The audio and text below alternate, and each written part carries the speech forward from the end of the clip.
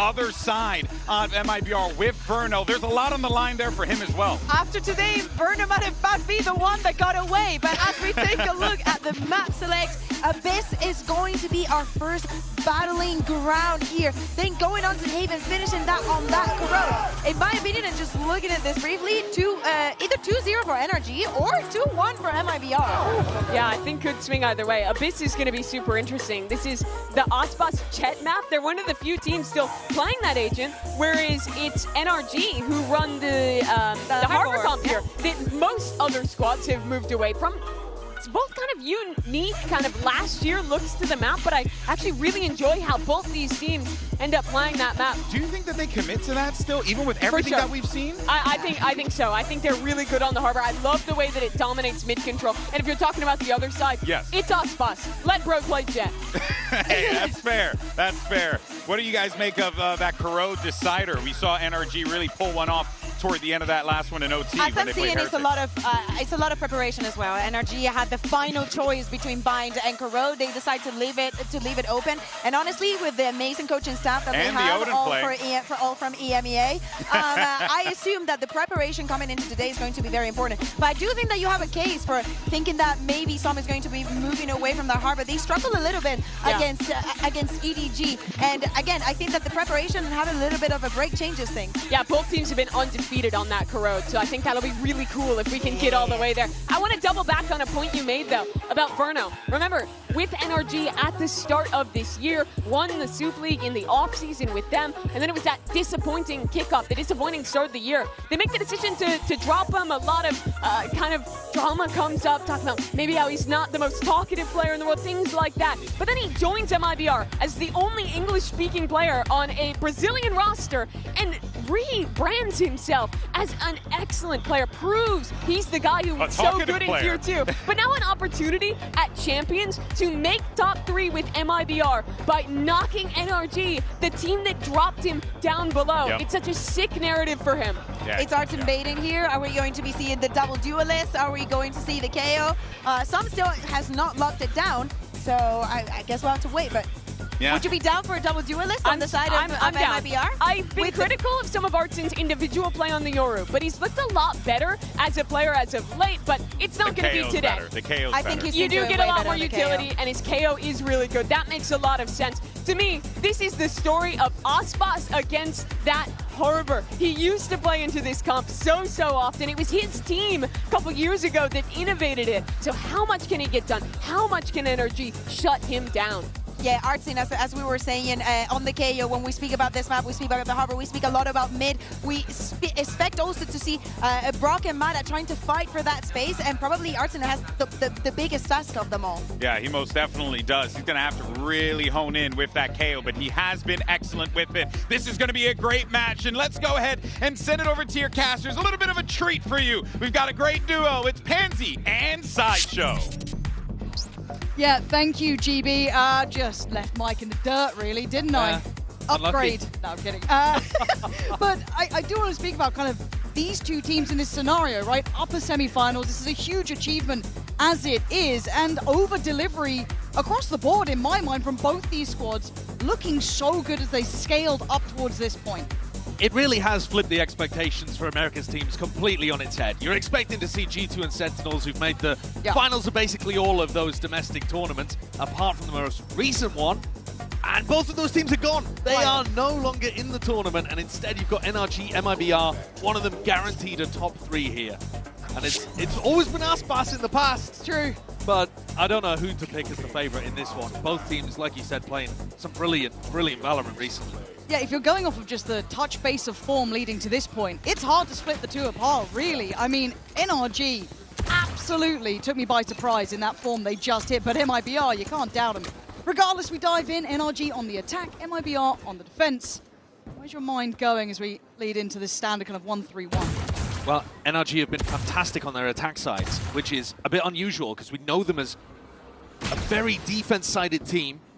But up against EDG gave them some serious troubles. And there's a lot of Sheriffs out here, 3 for NRG, looking to take these long-range duels across mid.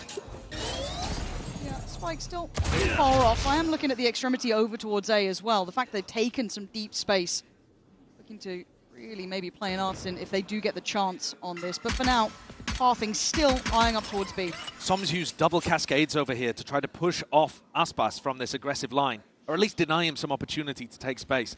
And Aspas has just stayed on top of that B container. He's not worried about somebody peeking him from a different angle. Has kept 3, though, on the B side of the map, and it's going to be difficult to figure out exactly where Artisan and Shenom are. Really easy for them to bait like there's only one in this corner. How diligent are you, NRG? It's step by step, put in front of the other, but the first man strikes well. But the paranoia call this... No way. Get out of here! You're not going to get more than that. Great work from Marder. Picking up the second opens up that pathway. The rotations are far off. This is a comfortable plant. No particular post-plant utility, though, for them to work with. Marder taking another important duel, already 2 in the round. You know him for those multi-kill rounds. Yeah. And he's been absolutely wild so far. A treat to watch. Looking comfortable on big stages, but up against him, big names as well. Start moving. Aspas first to go for a little bit of a challenge. Chip on the way out, but dipping away safely towards main. No smokes for this defuse. Dark forcing the fight. It's Scuba to swing in first. Marder's still here trying to keep Aspas pinned down behind that smoke pretty much. And again, that time is playing the sweet song for NRG. They know they can play this perfectly now. Verno's options become 0 as Aspas falls. NRG composed on this pistol. Very much so. They had that double bait and switch setup, MIBR, and as soon as Marder got the trade on the second and navigated that situation, it's the smoke going down. It's Shenom falling that doesn't really give you the opportunities to play that defuse properly afterwards. There's a chance here that Artisan gets played in for a massive double, triple kill, but... Anything on pistol? No! And they're referencing there the fact that their pistol rounds have not actually been great at this tournament so far. MIBR have been far, far better. So if NRG are getting those on the board, it's a great beginning. And their comp scales much harder with the ults, I would say. So in this round where they're expected to be able to rack up a bunch of kills on MIBR and start those going, you know, you're looking towards people like Som and Brock as a combo, Marder and Brock as a combo, Scuba can take a sight on his own with an ult. This comp is fantastic for those ult cycles on the attack side. I like what we're seeing from NRG, though. Just the tempo of coming into this, very cautious here, not wanting to fall foul to any sort of stack either. Obviously, we can see there is that 3 play over towards A this time, that supplement of Aspas over there, and Verno as well. And just kind of accepting the loss of B at this point. You're going to take a gamble here, but again, buy-wise, well, they can afford to lose 2 for NRG. You'd be happy enough, otherwise you do want to keep at least the 2 rifles in play. And it shouldn't particularly be an expensive round. You want to try to keep those kind of things up. It's about prioritizing a certain ult to get those snowballs started early. It's very difficult to contest through this harbor wall as well that goes up. It's really tough. Abyss is a difficult map to defend at the best of times. And I think against this comp, it can be so difficult for even Aspas when he's looking for an aggressive line to find a place on the map that he can fight. See what he can achieve in this. Again, only with the classic, you're looking at the Sheriff. This is a die-to-spike round. Yeah, it really is. I mean, this is a throw-yourself-off-the-map round, to be honest. I don't even know why you'd take the risk of going forwards like this, but the biggest thing is you want to deny NRG from building up towards these ults. And there's a couple players sticking close by, right? They're getting dangerously close. It's okay if they feed to Ethan here, but anybody else, it's a bit of a disaster. Yeah, look, Marder not a million miles away. See if anyone can capitalize on the bodies nearby. I guess the temptation calling, but no one's going to be crossing that final line forward. It may be Artisan. Hello, that's a player spotted. And again, building towards those ults, but the formality of the round will be giving up to the spike, so no real excitement to be had. Lawrence, if you're going to die to the spike anyway, just throw yourself off and save us some time. Save us 30 seconds, what please. What both are think.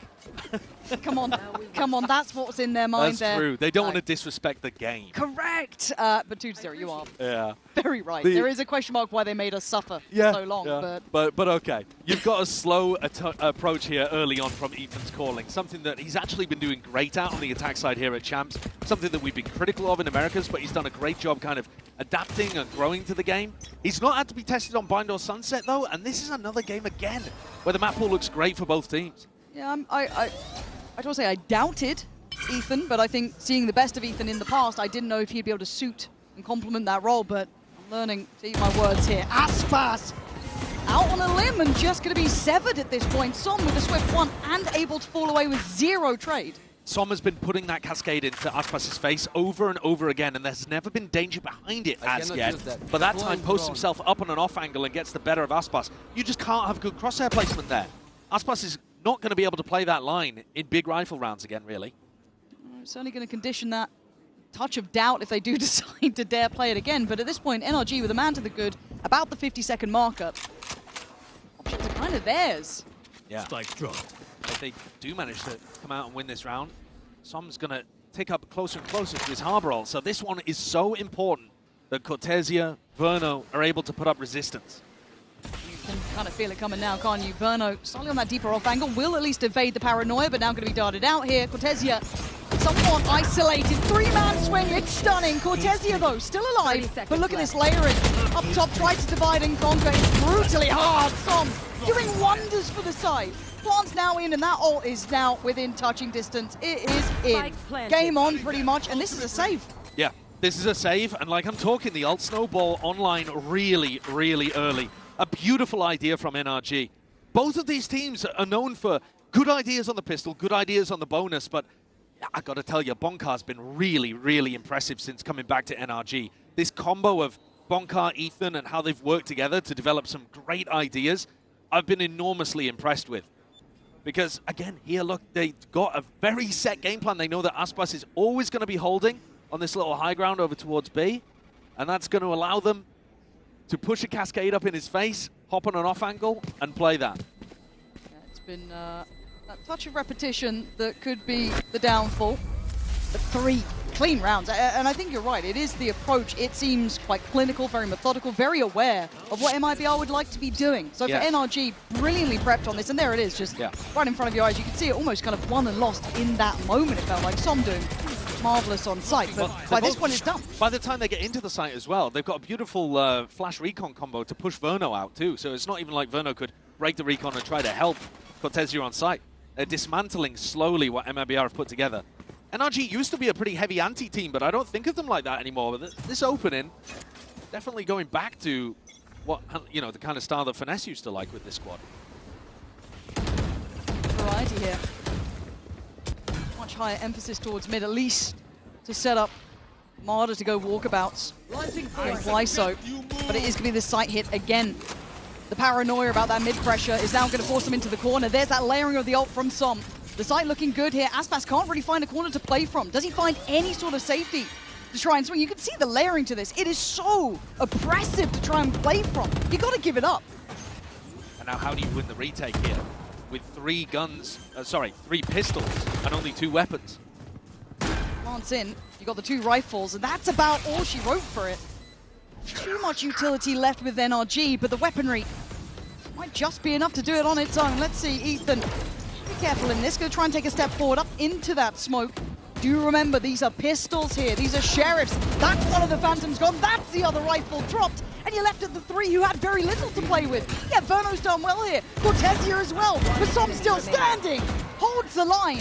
And basically puts a full stop to the end of the round. NRG absolutely locked in. Small silver lining there for MIBR is that at least Som used the ultimate to open up on an anti-eco. But he's almost halfway back to another ult. And he's helped power up the other ults. For example, Scuba starting to get closer, Mada starting as well. Next round is MIBR's best chance of stabilizing because there's no ults on the board for the attackers and they can get an op online, start to try to play their game. But Bonkar is hype. This is the way that the Giants game began, by the way. Yep. Really clean start for NRG. Bonkar's screaming, gets to about, I don't know, 7-1 the lead or something, and he started relaxing a little, and he's like, okay, we're completely in control of this game. I think if NRG win the next, you might start to see that little relaxation happen that Aspas is demonstrating. It doesn't look so relaxed from the coach camp, however. Looking a little bit worried about this, and I don't blame you considering how we've got to this point at 4-0. Obviously, the timeout here for MIBR. And it'll be a horrible wake-up call, right? This is a little bit of a stark contrast to what they'd imagined, as this is their map choice. I'm sure you could have expected a good start from NRG, but maybe not to the caliber we're seeing. We're seeing Aspas on 0-3. This guy's rarely quiet. He'll find a way, right? We've seen this capability in the past, but a very cold beginning. Well, one of the ways in which you can find value out of Aspas is instead of posting him up with an operator or with a rifle on passive lines, where he's going to get smoked off by Som, You actually send it and go really aggro with double initiator utility and Aspas pushing out through B or out through A at the start of the rounds. But they're not opting for that. They haven't gone for any of that aggression. Even on the eco where they lined 3 up towards B main, they didn't push, they just waited for NRG. So at the moment they are letting NRG, the attackers, dictate all of the tempo. It scares me because it feels so readable that they're going to post up Aspas towards middle potentially, maybe just give them that freedom to rotate, but let's see. This has not been a good spot to play from. It has been very well considered, mostly by Som on those key rounds, but still, Paranoia in and a little bit of stall. This could at least allow time for those rotations to come in, but a scramble from NRG.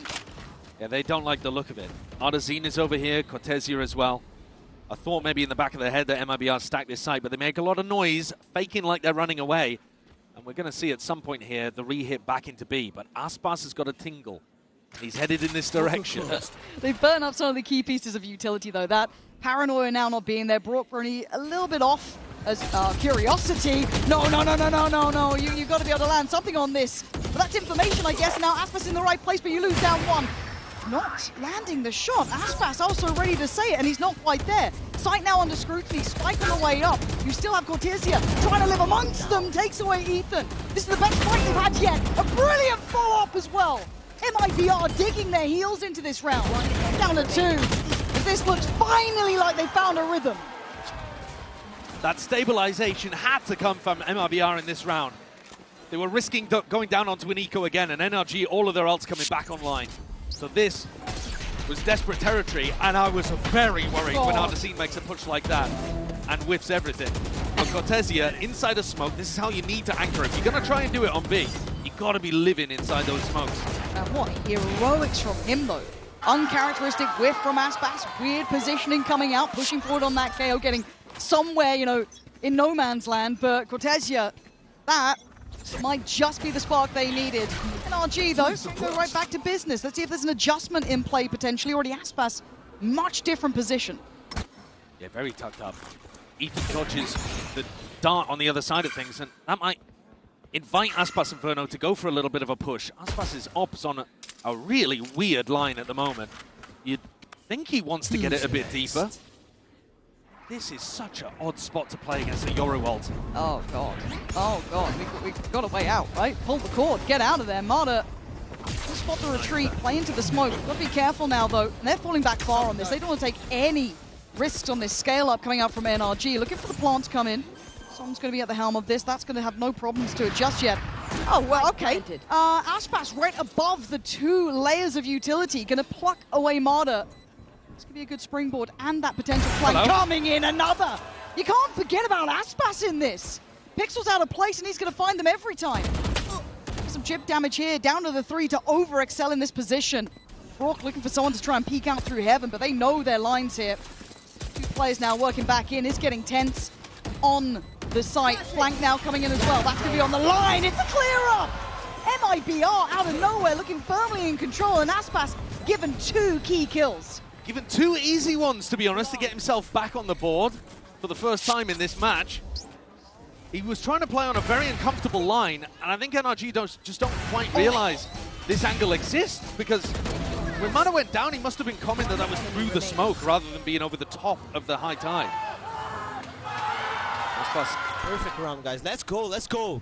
Gets his opportunity. I know that's hard, but Cortesia is the hype man for this squad. That's a new role that he's been picking up over the last couple of months, trying to keep the energy high for the team. But NRG themselves looking 1 away from getting 2 massive ults with Som and Scuba.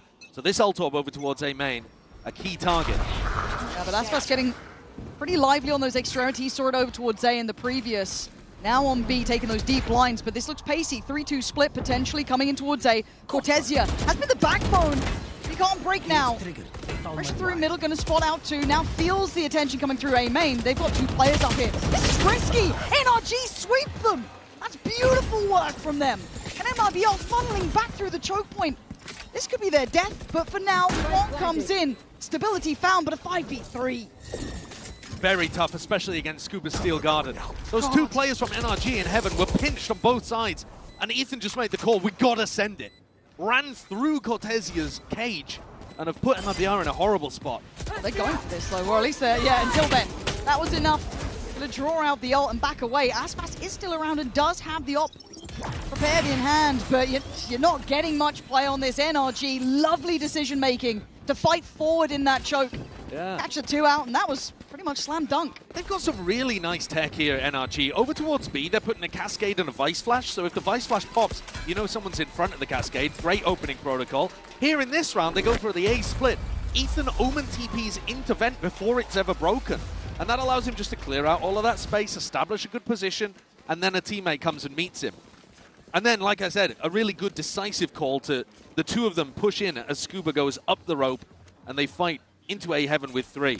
It definitely could have gone wrong. MIBR had defenders there, but they just find the right timing. Thread the needle. And Som's back to having another ultimate as soon as they can play for this AWP. But Aspas is here at least. I just wonder if he's going to get called off. Again, there's a little bit of worry in my mind about Aspas at this point, and you'd already noted those protocols scaling up to this. Yes, but if the knife comes through, they won't be able to go for the flash, and he's looking for the player that goes up top. Okay? Scuba actually hangs back, doesn't get caught by that suppression, and is able to go for it. And now, because the flash caught someone, they know there's aggression coming out here for MIBR. Careful. I don't know that they'll expect Aspas to be on Cliff, though, looking on this angle towards Heaven. It's a weird one.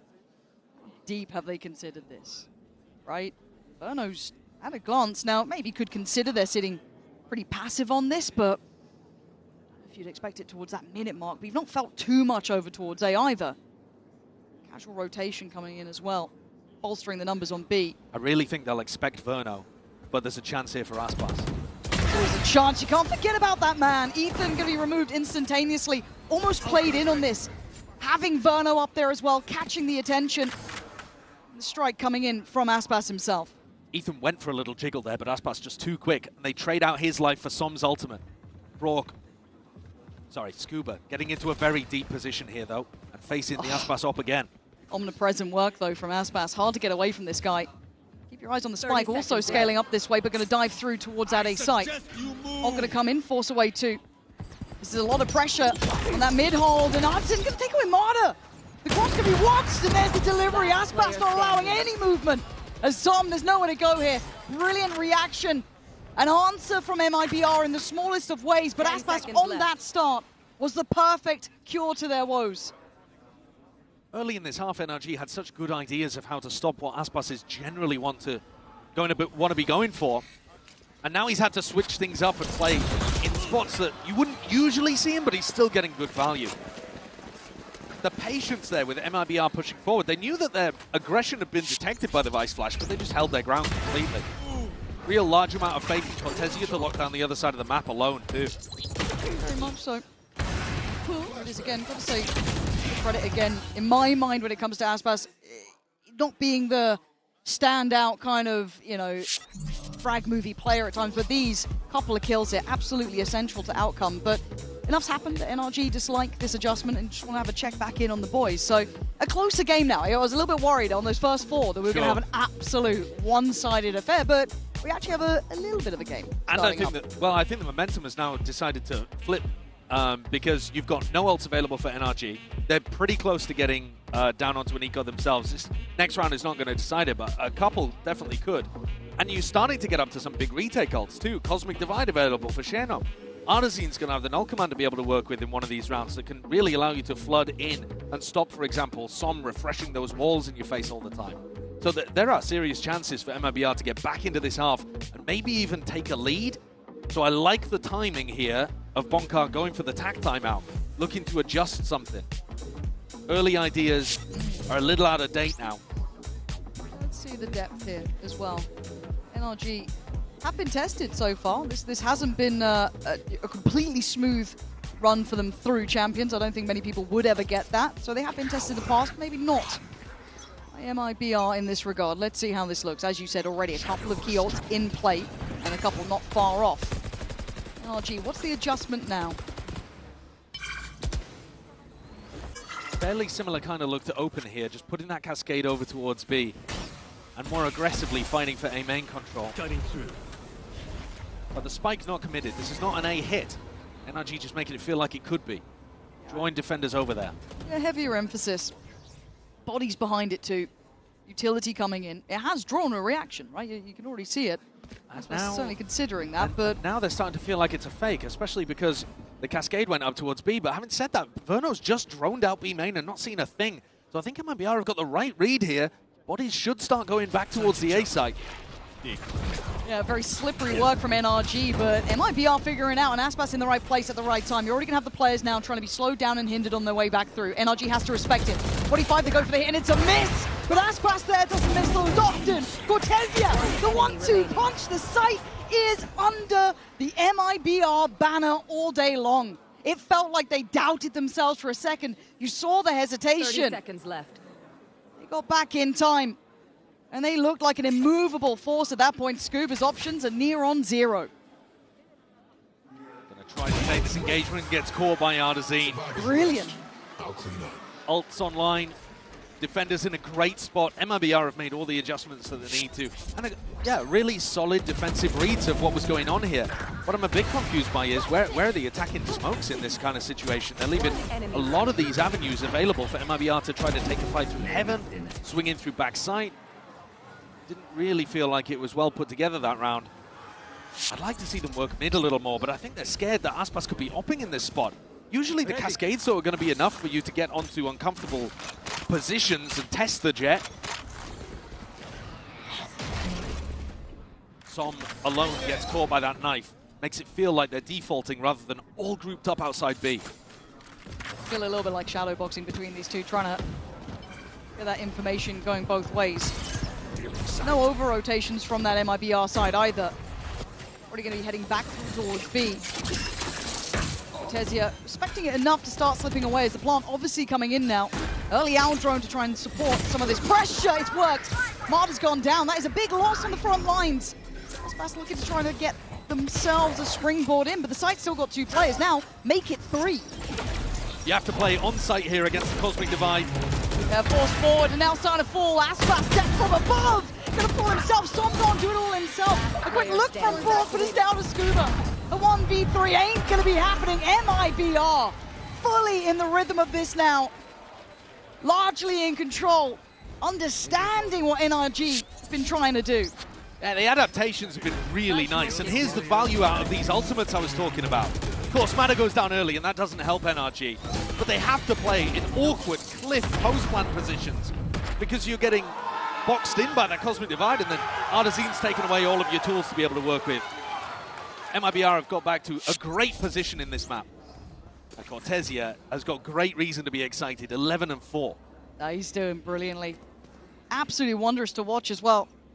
Not only the hype man, but certainly bringing it in the server too. This, though, should be a bit of a slam dunk round. Mada can just pop his ultimate, get in there, try to bring the pressure to the A anchors. Who's next? What have we got this time? Arda sitting 4-6, not been the biggest performance, but backside now should be certainly noted. So I'm going to find Ardazine. Arda again layers on this one. We're looking for more. It's Som drawing the blood. Marta finally dives into the matter, and you said it. A bit of a clear-cut affair here. Shouldn't be too complicated, and it wasn't. No, I mean, I'm a little surprised, though, that they didn't try to combo the Yoru and the Soverall. Cortesia on the flank. Oh, no. He's been hidden. Yeah, but look at the 2 players remaining, Aspas and Cortesia. You got to put 3 players, make it 4 to try and handle this. Guy is still going down swinging. Aspas. That's respect. He's back a little bit closer. I think he might know that the options are kind of gone here, but gives it a little bit of a glance. He's got money to work with, and a win here would just be forcing out an ult, so pressure is good. Som's low HP.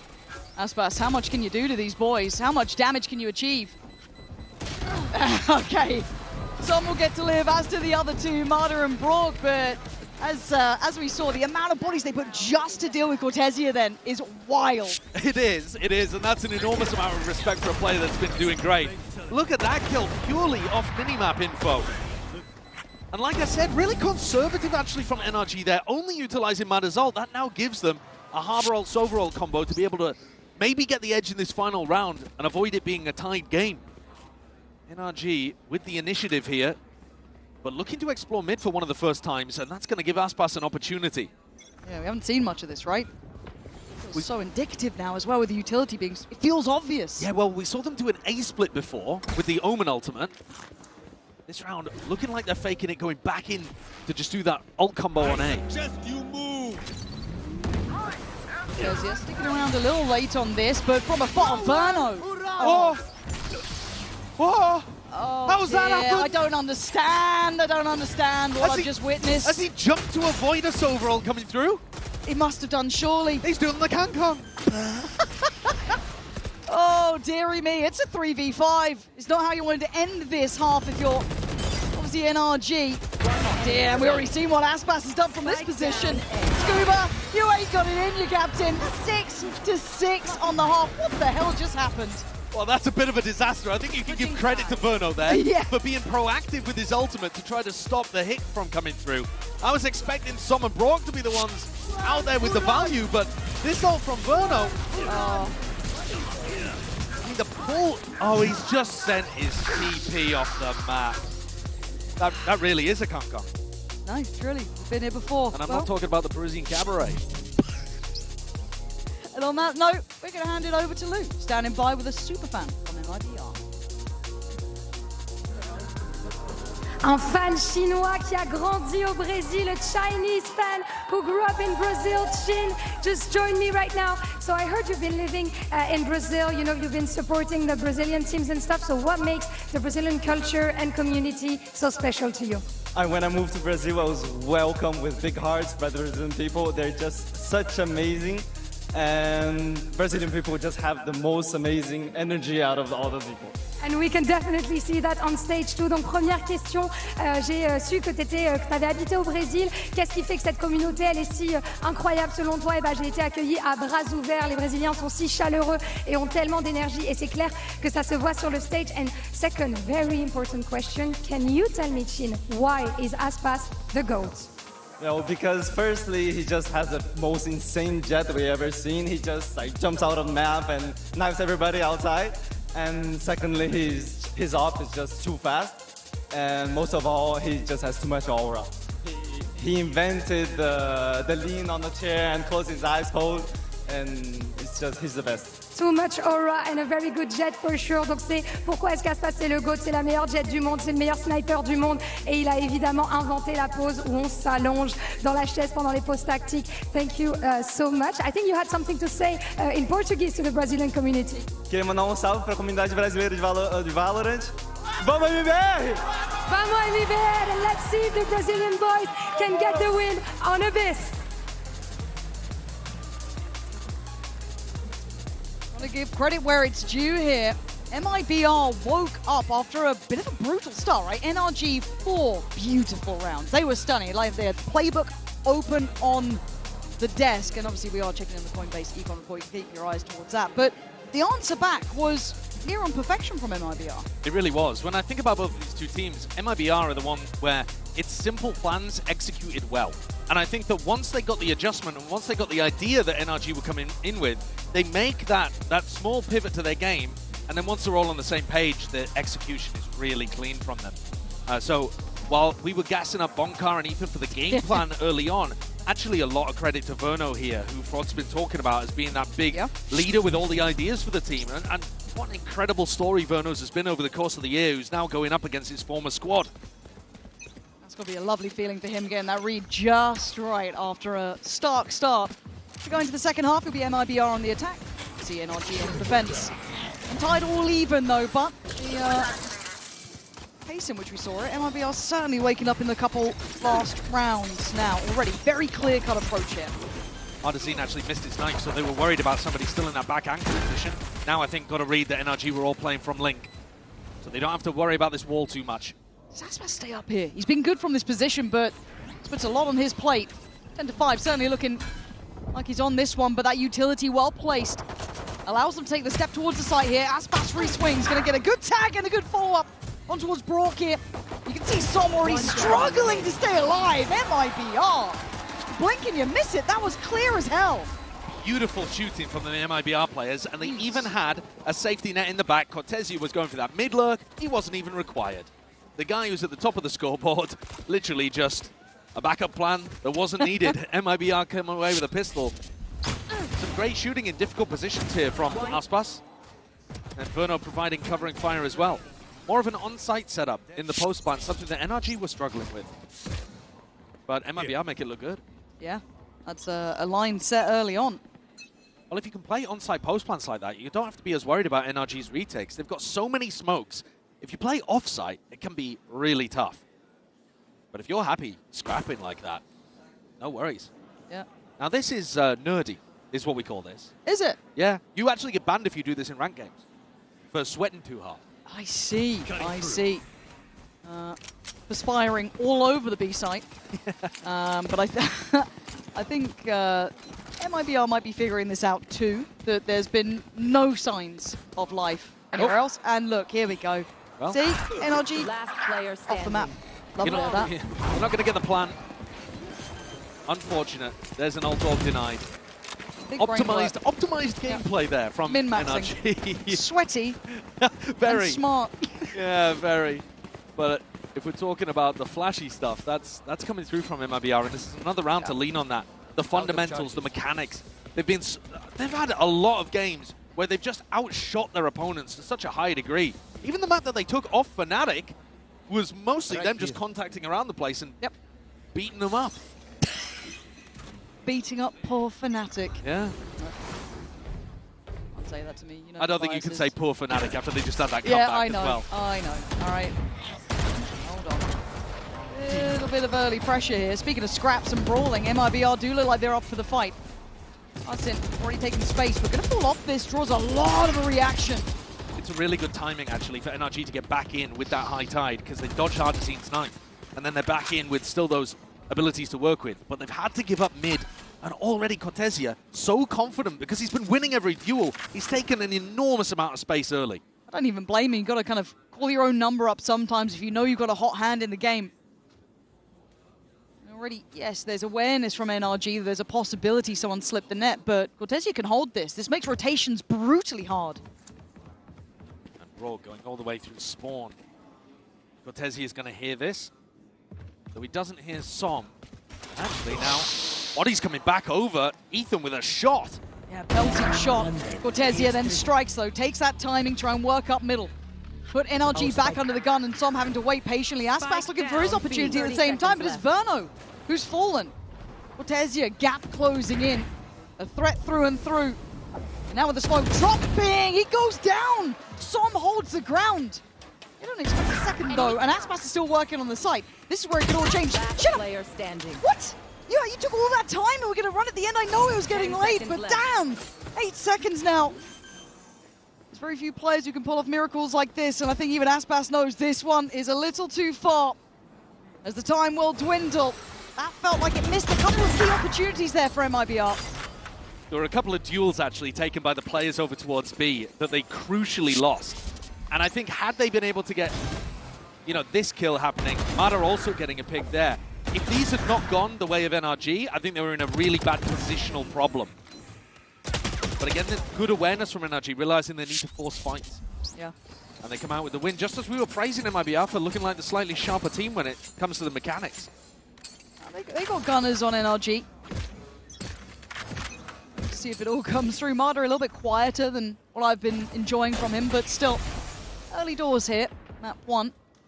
Yeah, he's definitely had some big recoveries, even on Abyss, actually. Game against EDG, which was a slapper of a map. I don't think I've ever heard a map called a slapper before. No. Well, you've been in Germany for too long. Yes, that's probably what it is. Sorry? Duels in pretty similar positions from the same players as last round, Ethan and Mada. Are we just so comfortable on that angle, apparently? Are we just sitting here in a replay? Don't see either of them. Prius, wakey, but also, you kind of have to save in this spot, don't you? It's a cancel unless, Cortesia gets you 2? Yeah. I mean, you're putting a lot on this guy, and they are so aware of this. Look at NRG's positions. Super aware, even at the loss of 1. They're fine. Mada's still got the ground for this. 48 seconds. He is still scrambling for this. Shenom has a gun that will one-shot all of NRG, but he doesn't really want to save it for the next. It's not a pretty look, is it? Surely you say. I mean, they're going for it. Seconds left. Prove me wrong. Make me a believer. I'm down for it. Burno gonna get the plant at least. You've got to be looking at that Outlaw finding the value here as well.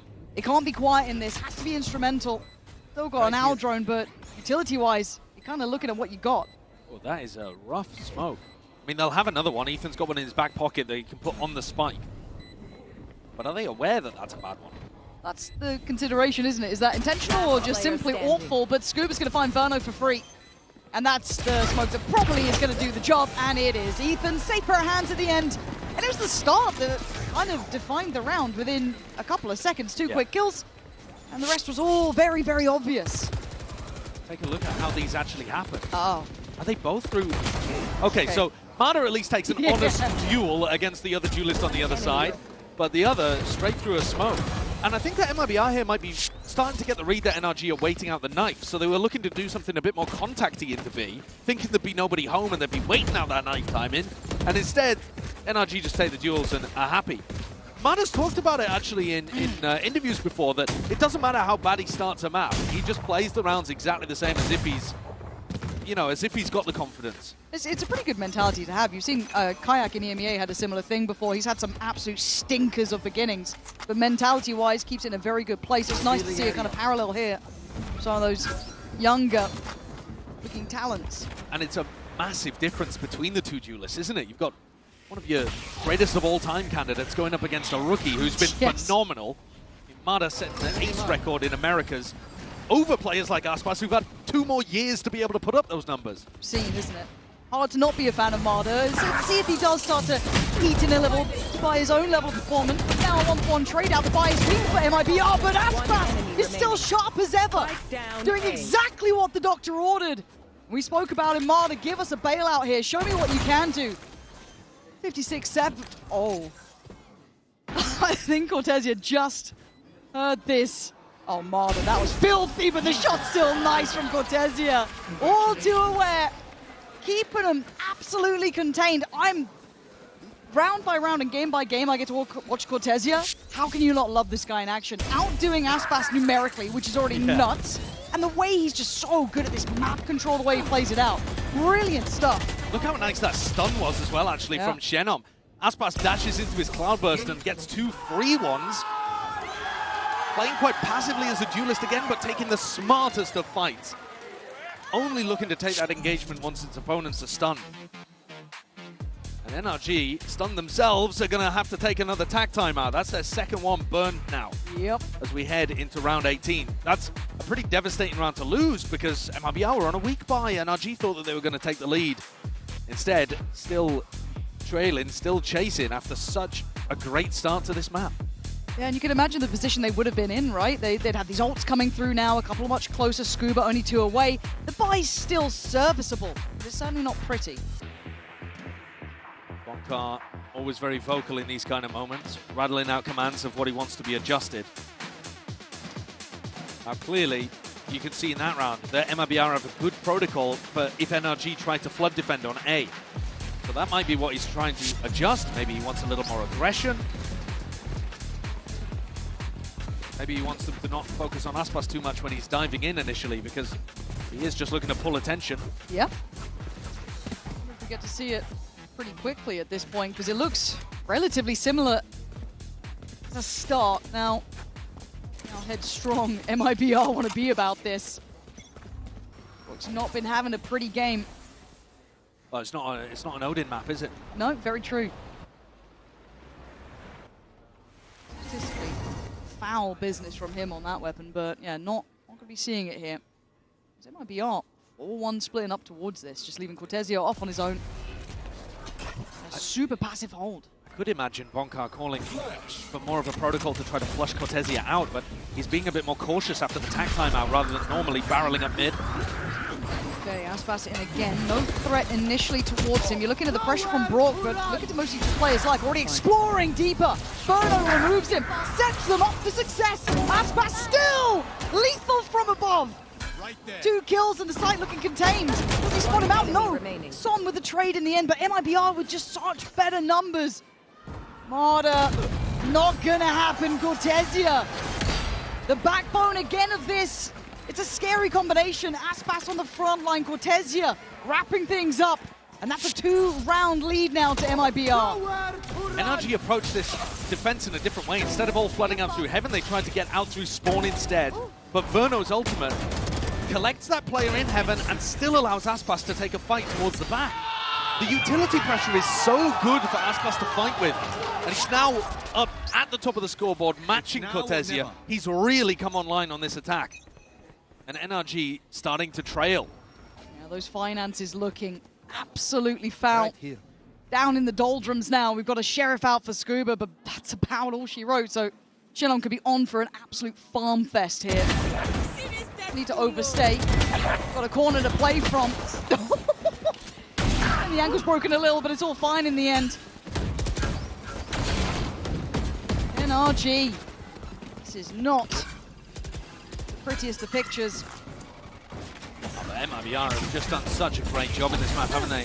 Oh, yeah. Coming out to a 0-4 start, and those are half the rounds that NRG have won in the entire map so far.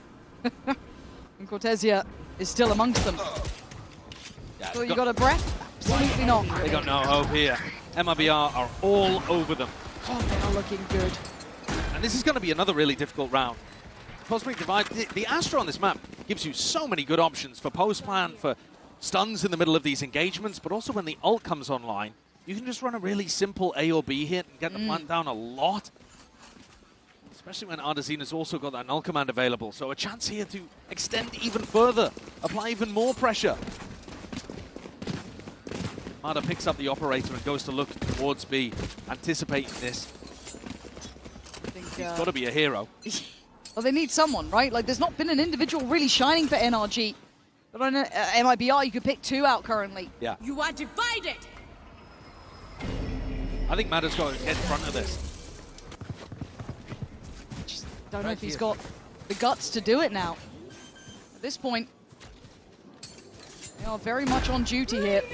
Mada, time to go, Captain. See what you can bring us here. You can see the temptation, but Aspas, death from above! Brilliant on 2! But NRG fight right back. Starting to clear through the site themselves. But it's not just the one player who's the danger on MIBR, it's been Cortesia too. The absolute backline threat finally found Mada, starting to heat up here. NRG sweep the players on the site, leaving just Shenlong deep on this post-plant position. Paranoia for good measure. Blocking, making sure they can get this done, but Shenlong getting closer. Hold on, he's making them work for their dinner. But time on the fuse, got a little close, got a little dangerous. They stay alive. Really, really dangerous. I think they would have still just had it had they not got that body block going, but man, there would have been barely any time. Going on with a very valiant effort, but here NRG finally have a hero who steps up. These couple of kills that come through from Mada, I think, were what the doctor ordered, and they allow NRG to get their feet underneath them. It has felt like a drought of rounds, even though it's not been atrocious on this half. They've had a couple, but those 3 felt so one-sided. Yeah, I would absolutely agree. Now NRG up to some massive ultimates that can help in the retake. They just need to not lose players super early, and that's where MIBR are going to be looking to try to take these contact plays. Aspas with an attack op, Cortesia lurking deeper down mid. You want to try to find picks as the attackers in these kind of situations, and there aren't many teams at Champs here doing it better than MIBR in these contacty rounds. Respect the tag there. Mada going to take up the line too. Verno, I'm saying no man's land, but bravely sticking around here. Utility going to keep him somewhat safe, but a show of force from MIBR, but maybe not a show of intent. Cortesia looking to try to take some space up mid. Lands with a cascade in his face, but he will still be offered an opportunity at least to take a 1v1. Rourke, Som, looking to hang around for a little here, Som. He's got one of those important ults to play with. And still 10 seconds on a high tide to get himself out. He's lost the timing here on the A split. They are so aware. Seen just something. I think Cortesia the one to note it potentially, but the call made. And now the site looking so weak, so hard to hold. Ethan! A miracle lines up for Ethan, finding both of the playthrough towards the site. It's not over yet. A 4v3 in NRG's favor. Good protocol here to completely flush out Cortesia. Ethan, what a hero. I can't believe what I just saw. I'll need to see that one again where he got it from. Aspas and Genom didn't expect this, I'm sure, but a 2v4. Can they double down? Did Marder see him? I don't think Marder saw him. Now he certainly does, but at the very end of the ult, and now there's problems. And Aspas might just be that. Genom's still here. Can he try and chip into this? He can't forget about Aspas! Turn around! MIBR! Punishing NRG! As Brock has to take the fight and saving them just towards the end. What a moment for Brock to come online. They needed magic to win that one and get themselves to double digits, NRG. How's he pulled that out of the hat? I do not know. He had to push Shenoma towards the end. He's had a really rough map fragging-wise. Hits a beautiful shot. But Ethan with these... How? Where's he? Oh! The second kill is ludicrous. And Ethan was on such an island. He was the only player on A. Had no support, no reinforcements. Needed a minimum of 2 there to be able to get out. Come on! That's a miracle. That is magic. And what a blow for MIBR. I can't believe it. It looked like the stars were aligning between Aspas then Genom doing so nicely on that push and pull, but you said it, Brock. He's been quiet, but what a key kill coming in for him. We go back at 11 to 10. MIBR still in the lead. Mada's swapping it up here. He's gone for a deep line down mid, looking to try to fight Cortesia with the operator. This is not where Mada's usually been. He's normally been on one of the sites, looking to try to pick off an exec. But they realize that Cortesia is a problem for them. So they're committing resources, making it feel like the Oppa isn't here by smoking their own Oppa off. And then when this cascade drops, hoping that Mada can get a kill. But his gate crash is about to expire. Oh, I tell a lie, that's his second one already used. Yeah, really wanting to stick around on this. And now he's starting to see the timing as well. Pressure on the side. It's a reward for Marder. Takes down Cortesia and now can focus up towards the fight may come through. This has changed the plans for MIBR. It certainly has, and a good adjustment from NRG. They've really been struggling with Cortesia, but they're starting to get a read. His KD coming back down to mortal levels. And Marder already making the adjustment. Swapping over to the weaker side of the map. Just him and Scuba, but that's a dangerous duo to try to get through. 30 seconds left. Holding the line here, Marder. Trying to play in support if needed. MIBR knocking at the door now. 3 players very close by, looking for a potential. 15 seconds. Marder with an opportunity that just slipped away.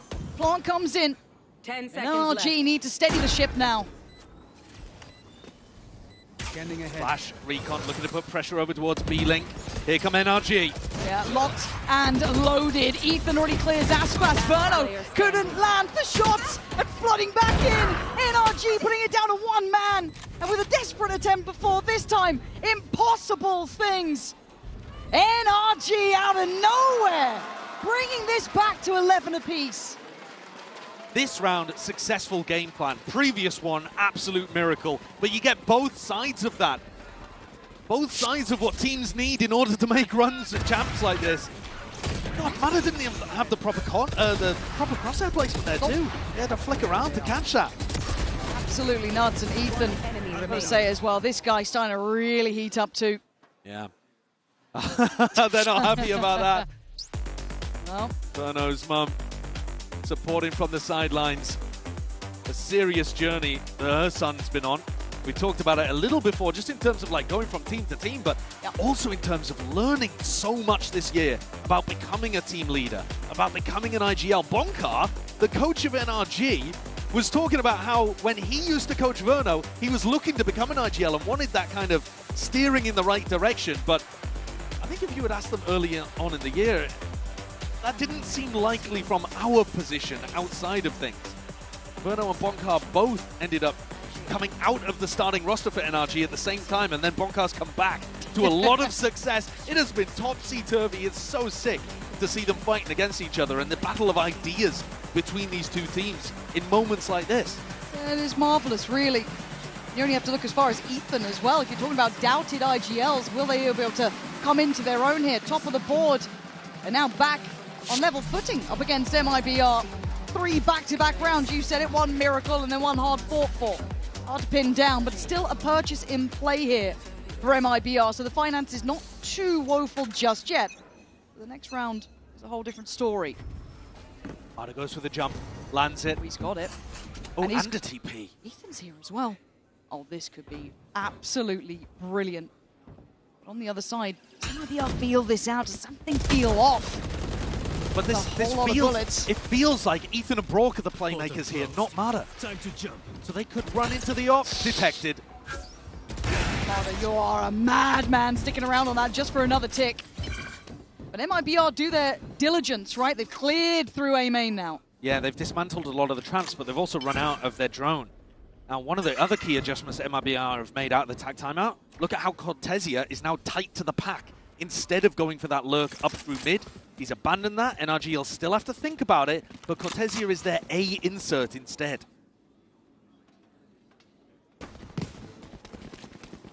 MIBR taking that long old walk. Scuba on the other side. 38 seconds. I'm wondering if Scuba wants to hard anchor this or play for some kind of retake. His flash would be good in a retake scenario. He's got no help. It would be insanely bold to try to anchor this. I think he's rescinded correctly at this point. As you said, there was really no one that close by. Yes, Som near enough, but the rest of the team still unwilling to back away from A, even though we can see where this plant is going to be coming into. Nothing to deny it now. His defensive setup here from the Vice forces everybody over to Cliff. He knows it's a Cliff plant, but they don't have that flash anymore. Finally coming over towards the right side. It's taken a couple of seconds. Aspas heads up work. Arda still with double flash. Playing into the smoke here. Contact starts to be made. They're starting to flood the site, but they're going to even be aware of this. Cortesia playing on the site here. Strike from up above. Aspas again, slicing through them. Cortesia in unison. It's down to Som. I don't know how much one man can truly do. And he does everything he could, but MIBR stick the landing. In regulation, getting up to 12. Match point. What a strong recovery it's been on this map. Their pick. Important you get out onto good footing. All three of them should be good for both teams. Here I want to give credit to the fact that they're playing around the flashes so well. They were playing anti-inside Shin'em smoke to dodge Mada's flashes, and then Artazine sends a couple over the top to help the swing. Everyone blind on NRG. So different to the previous retake. Both teams doing such a good job of adapting to each other in these tight moments. Pressure on NRG for sure. Oh, he's doing it again. Oh! Gotta get out of there. This time Aspas is not giving you that level of freedom. Does this encourage the pace change now? Certainly looking like it, but Mada's still present, still on duty. But Aspas back in the side trying to hunt him down. He's found a target, but he gets dropped. Brock again, heroics in the final hours. And now just down to 2, Shin'em and Berno. Well, not in. Site not secure. Issues are plenty. And their heavy hitters down already. Uphill to say the least. Berno. Last player standing. I have the spike. All on him now. Like it's going to be OT, surely. Berno, if you're going to prove me wrong, I'll happily eat these words. Oh, a very nice try. But NRG, stability to push up to 12. It's going to be OT. These two Americas teams that have overperformed expectations all throughout. There's just no way that you can find a difference between them. Neck and neck the whole way through when we go to OT. Stepping up when required. Brock with 2 big rounds now, despite the fact he's bottom of the scoreboard with 8 kills. He has been important for them when it matters. Thoroughly impressed. Kind of seeing the best of both sides pushing up towards this 12-12 scoreline and getting to OT. MIBR has used their OT tack timeout instantly. You almost never see that. That is a rarity. That is really unusual that we're going into overtime and already have a tactical timeout for MIBR to adjust to their defense setup. And this is one, remember, where NRG are not going to have the ult snowball. You just don't get that in overtime. So it's a very different game. It's much more about those opening round protocols. I would expect Aspas to be looking to force an op every round here on the defense side. And maybe Mada as well once we get the side swapping. But there's just been so much tactical, small tactical adjustments between these two teams. Oh, the layers between the both. I mean, we've seen it coming out of the timeouts, but even just simply mid-game, the adjustments have been exceptional. Working around each other, understanding those win cons in the smallest ways. And even just looking at the board, can't help but highlight Cortesia and Aspas. I mean, phenomenal level of performance here. But on the other side, Som quietly getting up there, Ethan with some heroics. Brock again. It just feels like when it was in, you know, the desperate times, he'll bail you out with a couple of kills. If MIBR don't have Aspas and Cortesia shooting, though, that could be a worry for them in OT, so there's a lot of pressure on those two pillars. Over towards the B side of the map, going to see that same protocol we talked about earlier from NRG, the cascade into the flash, and they're holding back at the beginning of the round to dodge the knife early from Ardzine. But instead of a knife, they go for the cam deep cliff. On my wire. Right here. Small adjustments. Yeah, Ardzine holding this 0 point for a long time. Second cascade, when's he going to throw it? Now, catches so many targets. Here we go, Aspas waiting. Ardzine on the side-by-side.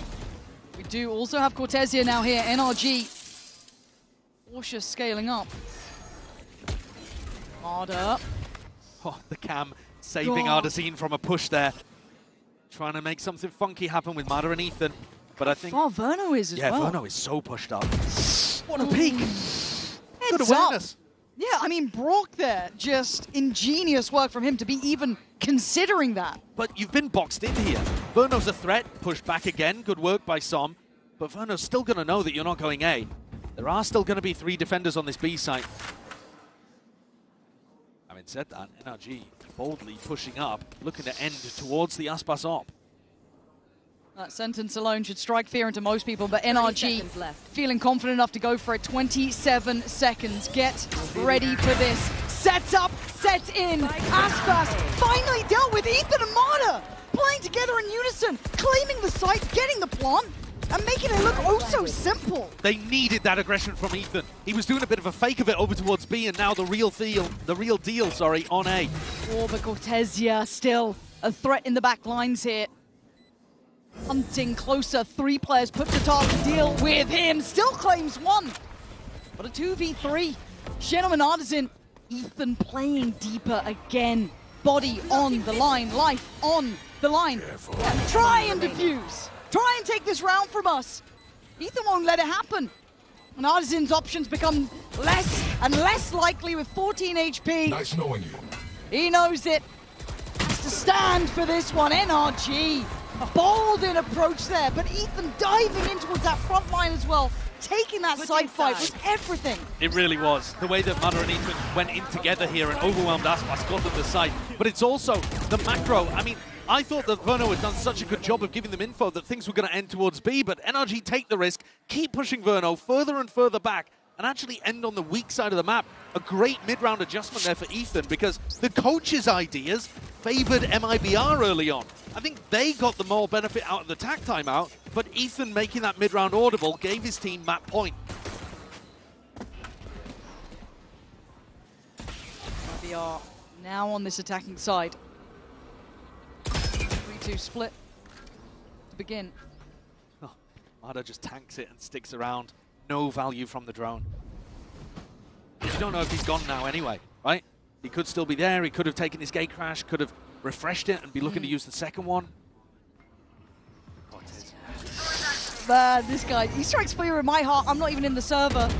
Som has got his work cut out to deal with him. He has not been an easy player to handle. Look at the respect on both sides of this mid-split. Yeah. Both players having to watch for his work.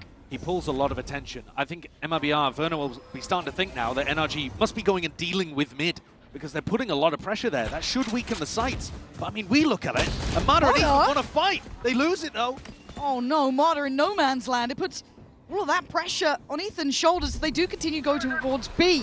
Again, if you're Som, do you ignore Cortesia? Try and help out your player on the site. Great paranoia, good stall. Som, slippery work from him, and Ethan feeling audacious, getting into their faces, but Cortesia, we knew there was always going to be that threat there. They tried to ignore it, but you can't ignore him. And now the patience paying for MIBR. Do they still consider it? Som with a good one, but Ethan's still here. Amongst them all, Ethan finally, oh my god, he finally gets caught. MIBR navigating every single hurdle put in their way. But Scuba, you might as well fight it forward. You got 3 more to clear. There's a close angle. 2 complementary positions behind in case it gets deadly. And I think it's going to be a classic swing together. You can't handle them all. MIBR, not down and not out. Cortesia firing up the boys again. Yeah, he is gassing them up because he's also providing insane pressure on that mid lurk. NRG cannot find a solution for it. We've seen it in a couple of rounds, but on the day-to-day, they're just losing players constantly. And Ethan is in a dangerous position, but it's all about the patience. They just wait out the smoke. They just sit there, never peek into it, and allow Ethan to be stuck in no man's land. Aspas picks up the op again. Here. We go into our second round of OT. There we go, Aspas, unpredictable, but okay, respecting the early utility, doesn't want to give up too much here. It is OT. And look at the tempo from NRG, pacey. Take through connector in mid. Oh, this was actually a fake. They were faking the A-split and they wanted Ethan to be the playmaker. He got droned by Verno, so now they've got to reset. It's got to be a different audible. You could actually fake B and go back into the A-split, the original idea. Ethan with options, and it comes down to his audibles, his mid-round calling again. Tested once more as a leader. Oh, this is sketchy though, isn't it? Because it becomes this kind of creative solution, right? Do we work off Som being where he is? No, we want to bail him out, actually. Pull Som away. So he's going to be reset towards middle, and they reset completely. Yeah, really solid reset because they're expecting MIBR to be trying to flush this out.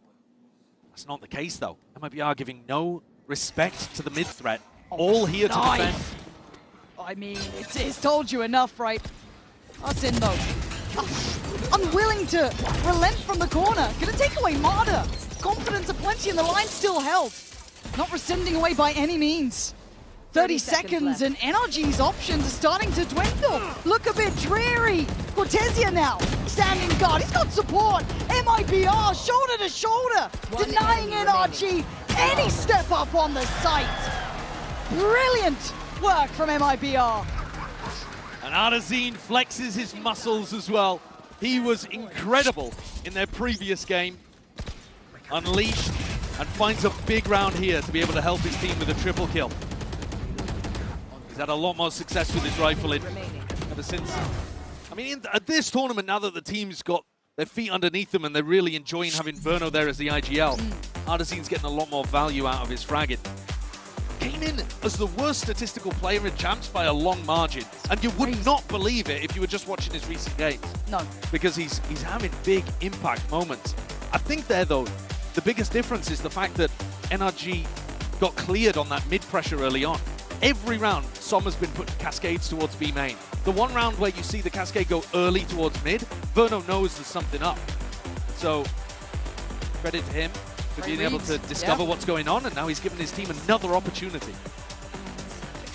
Didn't expect it to be this close. I thought it'd be a nice competitive game, but it's so back and forth. Yeah, it is wild. I'll tell you what, the group stage game in Americas between these two teams was a good one. And that was when nobody believed in MIBR. They were already out of playoffs, or maybe that was the loss that led to them being out of playoffs after they crashed out of Toronto. But it was high quality. It was NRG taking it away 2-0 if memory serves. But, you know, you could tell that MIBR had got something cooking, and with them missing out on playoffs, we didn't get to see the continuation of that development until they arrived here at Champs. But, man, they've grown. Oh, absolutely. You can see it in every single round. This isn't just that mechanical brilliance. It's the calling behind it, the adaptation behind it. Is this a simplistic end to a complicated game?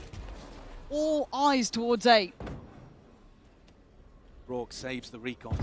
He's been using it to try to stop that first wave. Cover going out. Good in these key rounds as well. A couple of kills here and there, but this looks like it's pacey. Oh, Ethan, hold on, that paranoia. Again, Ethan putting life on the line for this. Exceptional work, but now pinned down, no help. No one to bail him out, to draw eyes away, and now being hunted down. Rourke's barely alive on 32. Plant's going to be coming in for Verno. Aspas could be the playmaker as well. He's going around the houses. Oh my god, how is he down here? No one any the wiser. There is a threat right behind you. He's still gonna get two. Scuba and Som eviscerated by Spawn. 3 players remaining for MIBR to try and take this across the line. Marta, though, unwilling to relent just yet. Looking for more chances. And more victims to drop. NRG, giving this a damn good go. And Brock can at least get towards half here. That's big work from him, but Marder! That is what the doctor ordered after what I thought was a slam dunk from Aspas. Aspas's position and the 2K that he gets, he plays it with exceptional patience, and I think it should have given MIBR the map win. Surely, right? And instead, I mean, look at this. The reaction is actually pretty good. They turn around quickly, but it's Marder's kill. And the isolation onto Verno, Shenom not playing off his teammate, playing instead for a pull, but it's not planted for him. A horrible spot to drop back to. And Aspas drops 30 with that play, and yet still the scoreline tied at 14 apiece.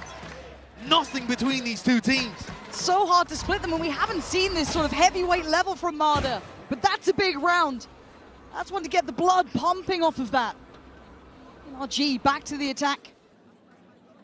We'll see MIBR trying to steady things down again. So this round, NRG go for mid-pressure, but without the cascade, right? So it does feel a little different to MIBR. They don't really know what to expect off the back of this, but I think crucially, NRG are never breaking these trips. Look at Cortesia's trip deep, and now they go back into Aspas on a weird angle again. We're going to clear this, right? Yeah, we absolutely are. Brilliant clear on this one. And Marder even with the catch. I thought Aspas was going to get away with that, but no. NRG tightening things up as they go deeper into this OT. What's the plan now, MIBR? You've been good in these positions. You've handled the pressure well. But there's high paranoia about mid-pressure. Yeah, they're worried about a mid-lurk that doesn't exist. It's going to delay them slightly, but still, retake could be on. Ethan getting ratty in these smokes here. Shorty out though. Shenom going to clear. That's now down to a 4v4. Marder trying to be slippery on the side, but he gets found by Cortesia. 3v3, back and forth. Som on a good line there. Going to catch Shenom on the push-up. See it. Artisan trying to shoulder, and he is going to win his fight. Quick pop flash potentially. The fuse started. Artisan putting everything into this Brock. Has been good in the clutch scenarios, but it's got to go now. NRG taking back the lead. What a round towards the end, and again it's Brock in a really critical situation. He had to find such a tight time in there. If he waited for his recon to get confirmation, I think there's a chance that Cortesia just full sticks that. Because Cortesia is so confident. Yeah. Look at this, he has to swing at the exact same time as the recon, otherwise I don't know if he has that, and that's elation in the NRG camp. Ethan's up, Som's up. Can MIBR fend it off? Feels like they can though, right? These have been so close, but Verno having to really pull this team up now. Marder with the op in mid, looking to try to catch onto Cortesia. He knows how confident Cortesia is. This time in a different position. Remember, last time Marder got the punish, he was pushed up towards the box, towards that bookshelf. Now playing a more passive line. So tense between the two. Can't make mistakes at this point. If you lose the lurker, who's been putting so much pressure on and has 25 kills, it could all be over. And he's playing it cautiously. Got that feeling in the back of his mind. Something's up. Enemy mark. No info. Not a lot. 45 seconds. They've given away very little here. Som doesn't, Ethan doesn't have a smoke to be able to play in at the moment. Though is still on cooldown. Now getting himself into an anchor spot. 2 seconds on his defensive smoke. 30 seconds. They got to go now. Aspas on the way. Slowed down slightly, but Ethan's still alive. Has support from Som coming in. You got to look at MIBR on the line. Aspas breaking in, but Marder with a good trade, taking away Cortesia. We told you about this man. That fight on the site, however. Look for the plant. It's in play, and they're sticking around. They're not backing away as Marder dropping the bodies, leaving just Artisan alive. Good on the first. Hold on. He's looking for it. Just about gets away to a deeper angle to play with here. Marder looking to gap close forward as well. Try and toy with him. Shorty out in hand. Artisan, this would be everything to keep your team in this. Do you have it in you? Spot swap takes one. It's down to the 1v1. Doesn't expect Marder, but sees him now.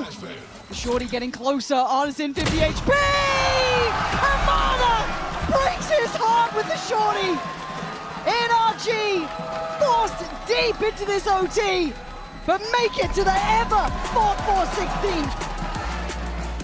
What a map to open up this America's rivalry.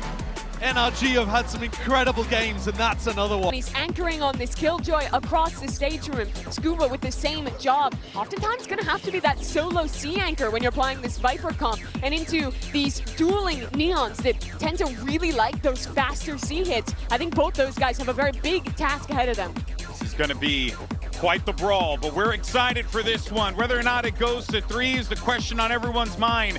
Can MIBR force it, or does NRG close it out here and now? Let's send it back over to Pansy and Sideshow for the cast. Yeah, thank you so much. The desk leading us into this one. Map 1. Hard to really slice between the two of them, back and forth most of the way. Ending 16-14. Haven, similar paths in a way here as well. Some blowout wins, some very explosive affairs, but where's your mind going now? This is getting to crunch time here for MIBR as well. It's time to step up and convert those kills into round wins. Oh, what I'm looking at is that both teams had really different ideas on Abyss. As we go into Haven and Corrode, both teams actually play mirror comps. So now it's about execution. It's about looking at those head-to-head matchups. It's about how much value you as the IGL can extract from the composition. Early on here, NRG looking like they want to at least default towards C, maybe break that turret early. Cortesia may look to try to swing off it, and he's got a Sheriff in hand. He had a hot hand over towards Abyss. He certainly did. Dangerous through and through. Can he start this one off with a bang as well? First attempt made. He knows what's coming his way. You can see the expectation and preparation. He's already sending a couple of shots down line, but Marta goes towards sight. They are only held apart by that Viper wall coming in. The second that drops, it's game back on. Paranoia goes in. It's Ethan left alone here on the site. With the spike. That's a little bit sketchy here, and now it's going to be revealed, but he's going to fight his way forward. Still takes away Xenon. He's not going down without a fight. Finally falls to Aspas. Takes a lot to put behind it, but look who's going towards Market. Storm going all over the place. As Scuba, the last man standing, has to dive back around. MIBR simply in better positions. But with 54 seconds, there's still time. Verno's made a nice little call here to walk down mid. He might be able to get a wraparound on Scuba, but it will offer 2 1v1s. I just don't think that Scuba's going to be ready for it, but I say that. He's got looking. His crosshair trained in that direction. He's having a look. Just enough time's passed to make him consider it, but the turret going to confirm attendance. And Verno's temptation surely going to be peaking. No. 30 seconds left. Cool here. Scuba desperate for someone to give him this fight, and no one is. Has to take a bit of a gamble here. Trying to draw in Verno. 18 seconds now, and Cortesia. Lovely work from him. Just timing it right from that slight pressure from Verno. Brilliantly handled after a very back-and-forth start. Yeah, really good round. Really good patience from Cortesia. He even has the second turret to be able to deploy in the round. And I love the way that they flooded off the back of that. That's exactly how you want to be playing your C defenses. Reinforce the back of the site and punish the fact that this comp doesn't really have flashes to work with. Ideally, in a spot like that, you'd love it like a Yoru in the comp or something, right? To be able to flash through, and push into the backside, but this comp doesn't really have that. And both teams are going to be fighting in the same kind of way, looking to flood defend. Different Viper wall, though, for MIBR, and a very weird one from Som. Straight down the gut, splitting up any crossfires that would be happening at front B. I can't say that I've seen this one too much. No. Like you're playing tic-tac-toe on the site. Hudson trying to take a glance, but NRG still slowly creeping closer. Pulling in the cavalry, there is support here. Yeah. Ardezine's got the read that this is all based around the wall timing, so he's just mirroring the exact same timing as Som. Very well handled, but the paranoia implies intent. Great read from Ardezine here. Really well done from him. Immovable in approach, read it just right. Yeah, if you misplay that on the defense side and you waste too much of your fuel, you're going to offer NRG an opening, but he's right on top of that. Second time the wall cycles, throws down his snake bite. Third time the wall cycles, he's called for reinforcements, and he's got the support he needs to be able to hold on. Very good awareness, but now the Brock Odin appears. And suddenly, the game may shift. This was the guy who had a record-breaking KD running this gun all the time. It's like 18-1 or something last time he was here. Something ridiculous. He'd have to put up 36 kills to match that KD now. I don't think it's going to happen. Yeah. There we go. Let's see. And an early attempt to backline walk here from MIBR, straight through from C. So Scuba gonna have his work cut out early. Has he seen it? Whoa! Nah, there's no way that Aspas wins that fight. Oh, that's wild. And now with him leaving, trying to play in Xenon. This is a mad fake though. They're still going towards B. Cortesia this time trying to stand guard, and they're getting no access to any of these points they want to. They've lost out on C long. They have a look towards A. And already Verno being slippery enough to just scale back correctly, and they don't get that springboard in towards B. Yeah, this is a massive problem now for NRG. They don't really have position anywhere on the map, and MIBR have got the right read. 3 players going back towards A, despite the fact the alarm bot hasn't even been tripped in short. Shenham can just backfill all of this space. Should be pretty impossible for NRG here. Looks like a great bonus for MIBR. Ooh, hold on, Marder with a quick execution towards Aspas. Gives them maybe a small window of chance, but Artisan being ratty as hell. Slipping through towards quad unnoted. Can he get played in at all? NRG may have a small inkling there's a chance of it. How much credit do they put? A lot, actually. Very heads-up work from NRG to still consider that chance. Yeah, really good shooting from NRG as well to get themselves out of a difficult situation. Give themselves a chance. It is just a chance. Xenon would have to be key to this, critical to this. Still has a paranoia, has a little bit of kit to play with, but he's got Marder. Oh! Spins on a dime! It takes him away. Big round from Marder. Leaving just Verno in an impossible position. I think he knows now. The options are pretty much nil. That is an incredible recovery of a round from NRG. It really is. Marder with a 3-piece. Some of those he should never have got, but all 3 of them critical. I suppose the third one a bit of a mop-up, but the first 2 for sure incredibly important. That's to recover a 3v5 against a stacked site. What a shot onto Aspas. Another flick around to deal with the flank from Xenom after his internal timing was just off. Beautiful. Yeah, I mean, got to feel good calling when your team could bail you out of spots where you hit the stacked site. But that felt like it was lost in the early round, completely and utterly. Map control firmly with MIBR, but NRG not knowing when they're dead, apparently. Back to business here. Ooh, what a creep up. Hold on. Aspas maybe not liking that Marder on the other side, taking that limelight, so going to post himself up deep towards long, but the creep through sewer still continuing. Verno should be very aware, and he is. Som on the receiving end of that. Oh, Aspas, sure. Nasty with it! That's the patience of someone who knows what it is to lift this trophy, leaving Scuba and Brock surrounded on all fronts. Aspas making it hurt here as well. Yeah, this man is going to be absolutely writing the record. This is very much his territory too. That's a spectacular round from Aspas. Never noted in that position. He just walks up behind the recon dart, get himself posted deep, and then realizes he has an opportunity to again allow a teammate to take all of the attention, but then mop up completely. Really strong and great awareness from Verno too. I really thought when that recon dart got timing by NRG that MIBR were going to lose their grip over the information game in the round. But Verno goes back to cover the timing perfectly. We're getting a little tricky here, Aspas. Turret. Going to force his hand somewhat, but dealt with very early. And this buy is fairly tragic for NRG. 4 pistols and a bucky. Marder would have to be the player to get into a weird scenario, slide onto someone. 2 away from ult as well. Ooh. A lot of stars would need to align for it to... Exactly. There shouldn't be too much danger here. MIBR have got themselves off to a really nice start here on their opponent's map pick. We've been talking constantly, though, in this match about how both of these teams are actually really good on all 3 maps. So it's not like there's a home territory for NRG here, even though they picked it.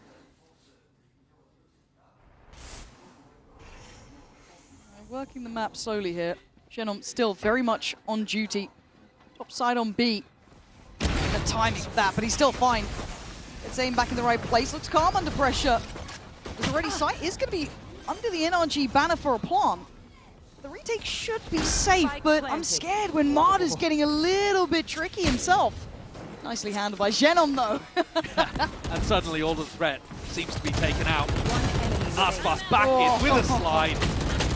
And they clean up house. Very nice. Very nice. Just allowing a little bit of window, but shutting it rather swiftly. Aspas continues to be having a great game in terms of his productivity, right? Absolutely. He's out here frying. What's he up to? He's up at 9. He's 9-3. He was plus 17 on map 1, by the way. But the downside to that is that MIBR in total were plus 20 on kills to deaths, but they lost the map. That just doesn't sound right. It's a really weird stat. You almost never see that. But it shows you that NRG are just squeaking out rounds, whereas MIBR, when they win, are kind of flattening. So may see something similar here. Apart from NRG's win over Giant X, all the games they've won have been incredibly close affairs. Keep it up this time. Maybe just cognizant of what Aspas was up to, or any sort of walk down towards long. Well, I think Mada wants to try to punish a jump spot here from Verno. He's looking with his attack operator towards a spot where Verno might be jiggle peeking to look for info. But because they smoked him off early, he's on a deeper line. Oh my god, what a shot from Verno! Absolutely nutmegging Marder on that one. That's a big investment lost super early as well. And a very specific Andy that fails. Frustrating for sure. Viper's Pit going to go down towards B too, so limiting these options now. The map feels rather small at this point. Incredibly small, yeah. No insert over towards A short. Your A long plan disappeared. You know that they're going to be able to stack towards C and towards A, probably playing a 2-1-2 kind of defense. And you don't really have tools with this composition to go and clear a pit. No, very, very little to play with, and Verno back to that corner. Has the freedom to play toward it now. Doesn't need to overstay his welcome, and he won't. Smart play from him, dart back into business as well. This is a bit sketchy. Easy, Tiger. Zombie's right there. Hawks is smoke. He can't stick around like that. Ethan's going to be on to punish. Shinnom's still going to catch Ethan on the push up here, but he's going to be tucked into the corner. We're all bringing that Odin in, but Cortezia still going to be doing similar things on the other side. Does Som get away? He does. Oh, but only a second. Quick on his heels is Aspas. Look at the horrible post plant now. Aspas on the hunt. Locating these two players. Seems rather simplistic. And Brock and Scuba, what? Maybe that Odin has something to say about this still. Artesine fully cleared out long. They know both of these players are short. How much can they do here, though? Still a shock dart, still got a scan on this too, but the defuse finally gets denied. How are they doing this against the odds again and again? Aspas cycling through weapons, desperate to do what the others couldn't. And Scuba tries to do what he can. The time so low though. NRG, no matter the odds, still turning these rounds. They're squeaking out ridiculous situations across their entire run here at Champs. This one, it's a 2v4, or what was this? Yeah, I mean a 2v3 in the end after Som went down. But it didn't feel good because Artesine had cleared out all of those spots. He gets caught. Look at this kill. Scuba managing to pick off Cortezia as the recon comes through. Again, broke a little late on it, and yet they still managed to stop the defuse from happening. I don't know how they're doing this. I really don't. We go to all the churches in Paris and praying to the saints, I think. There. It's rare you hear them answer, but in a couple of these, it certainly does feel like a miracle, but the pace seems similar. Fast on this. Verno with an ult. There it is. Sent on down and attack to boot. Scuba face checking that, but the lockdown there, but the answer coming in as well. Now, paces the game, and it's going to be messy on this site. Does Marder dare continue? Where's that next layer of utility to allow this push up? They don't really have it. No, you can't really push the site like this with the ult orb, the Viper orb up in your face. 3 players, 4 players defending it. Got no real hope. NRG have got to scramble out. But they leave Som as an insert. Som might be able to find a pick here on somebody trying to look for a little additional information. Aspas pre-aiming the wrong side.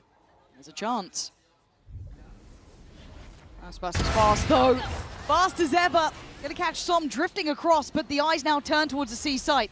TP in from Ethan, but there's fast rotations. Cortezia reading it exceptionally well. But now with 30 seconds, there's still pressure to this.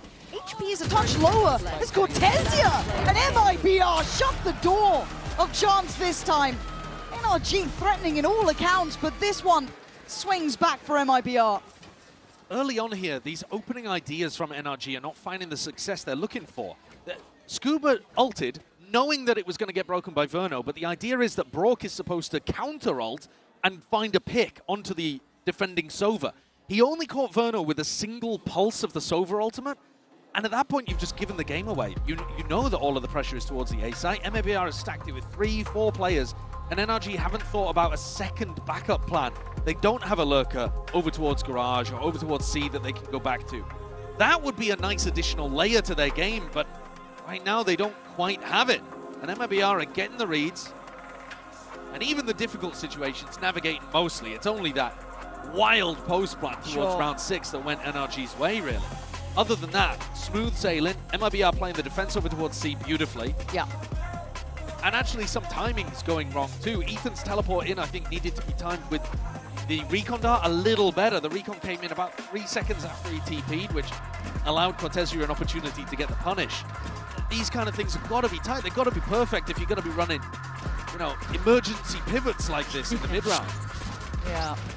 If they can do that, this round feeling unlikely, and you can see it there again, kind of watching it back. Very little to be done.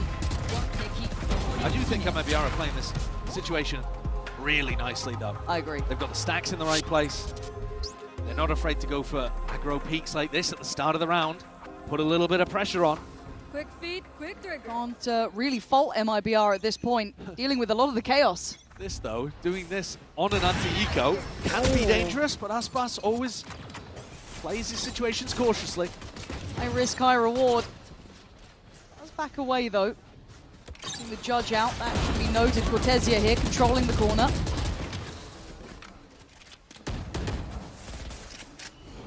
This Garage pressure has opened an opportunity to get a lurk onto Verno. You see how he's alone here on A, but nobody's actually going for it. In a rifle round, this would be a nice idea to do. A Garage default as Som, or maybe Som and Scuba take space on A. NRG are going to finish B in this one, though, with lighter weaponry, trying to get those close-range fights. I mean, the judge pretty well positioned here with Ethan, but Verno. Trick shot. Yeah, real nice. Now Ethan has to give up the corner that he was maybe banking on here, opening up the chance for Artisan to gap close and catch Marta on the way out. Quick clear to follow up. MIBR knowing every aspect of this. Crossing the T's, dotting the I's. It is clean work. Coming out of the TAC timeout, though, that's not really the round that you're adjusting for, right? You wait until you get rifles online. So, with rifles up, I want to see NRG's lurkers get more value. I think they must have the read at this point that MIBR are flood defending, heavily trying to put bodies to wherever NRG are looking to go towards. So, if Ethan can run a fake, or maybe even just put pressure in the default so his lurkers can work, these kind of rounds, I think, would look a lot better. And maybe that is the read here, because you see Som alone towards A. He would not be alone if they were really hitting C, because you need that Viper Orb down in post-plan. So if Som's on the other side of the map, this is probably going to be a C fake, but it's going into the op. Oh, and again, look at this guy. Right off the rip, takes away Marta. Brilliant. Second line, almost thought he had that too. Going to keep them on notice and shut that avenue again towards C. Meanwhile, Som didn't actually take any space towards shore. Backup plans, not really in action. NRG might get funneled towards B again. It's looking a little too repetitive. Confidence now to keep Verno even away. Just banking on the utility with the adjustment of Cortezia. Well, Scuba becomes the lurker here as they drone to re-clear over towards A long. Thing is, though, MIBR are happy to play A for retake because Cortezia has that ult.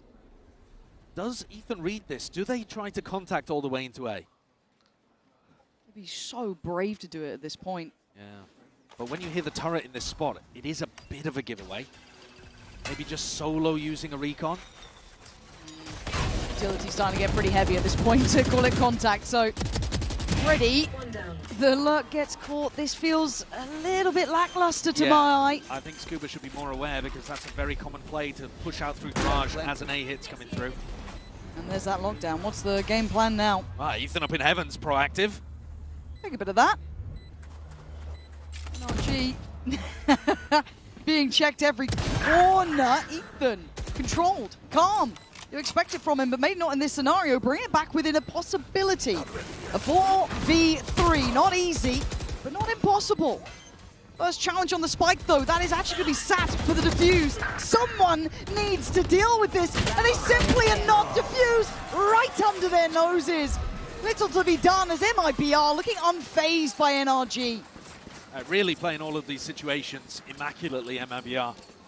The A call for retake, and they're very successful with it. Maybe if that had been a 5v5 retake over towards A, then NRG would have been in a great spot, because the Vipercom, super difficult to retake against. But in a round like this, when it's, what was it, a 5v3, I think? Yeah. You just don't really have the same level of ability to contest. And look at the kill differential again. Oh, it's monumental, isn't it? Just going to hear all this. Not to be denied. Put into the right place after that pressure towards Garage seemed like a possibility before. He still stands his ground, but only for so long. Will relinquish it eventually.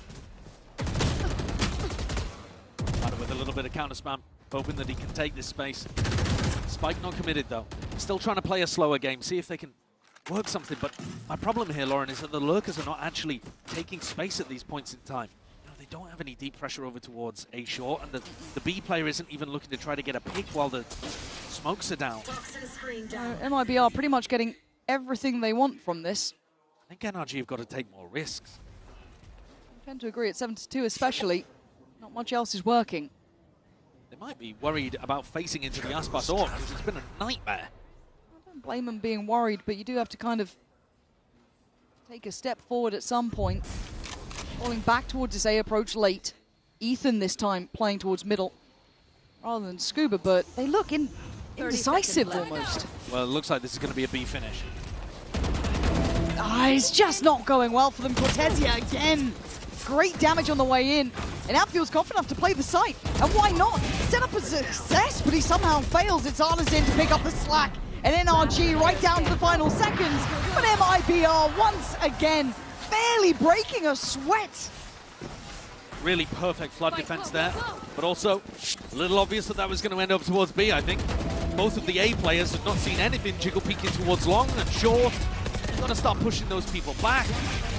They've just got perfect information towards C and A. It is way too easy right now for MIBR. We've been very happy about Ethan's attack side calling, generally speaking, at this tournament. He hasn't had to play Bind and Sunset, the maps where he arguably looked the weakest on.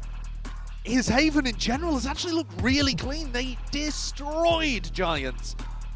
But here, having a very rough game of it. MIBR way ahead in terms of their understanding of the map, at least in this match.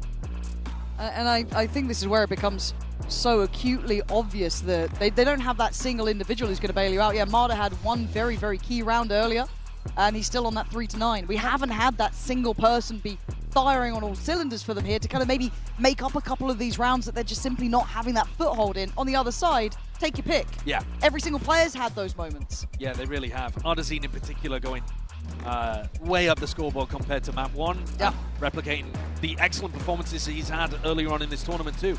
I think Marta usually is that player for NRG. I agree. He's a multi-kill warrior, but you need to get him online. You need to find some opportunities where he's not just running in against a 4-player stack. And at the moment, I think the call-in is a bit of the issue, or the ideas. Yeah. You know, maybe don't heap all the blame onto Ethan. The coaching staff too coming up with maybe some of the wrong adjustments, but now they've taken attack time out for these final 2 rounds. It's got to be a recovery from NRG, otherwise MIBR are running away with things. I mean, at this point, NRG 1 foot in the grave. And Aspas might kick him in on the other side, but 3 players on A here. No check towards Sewer. And all in towards long. This feels very direct. Paranoid's going to at least catch Ferno. And Brock can't quite get close towards it. It's Som in the end, but Genom's still here. Spots out one, sees the second, sees them all. Aspas called into effect. Still going to find them. There's now Scuba left in the 1v2. This feels desperate.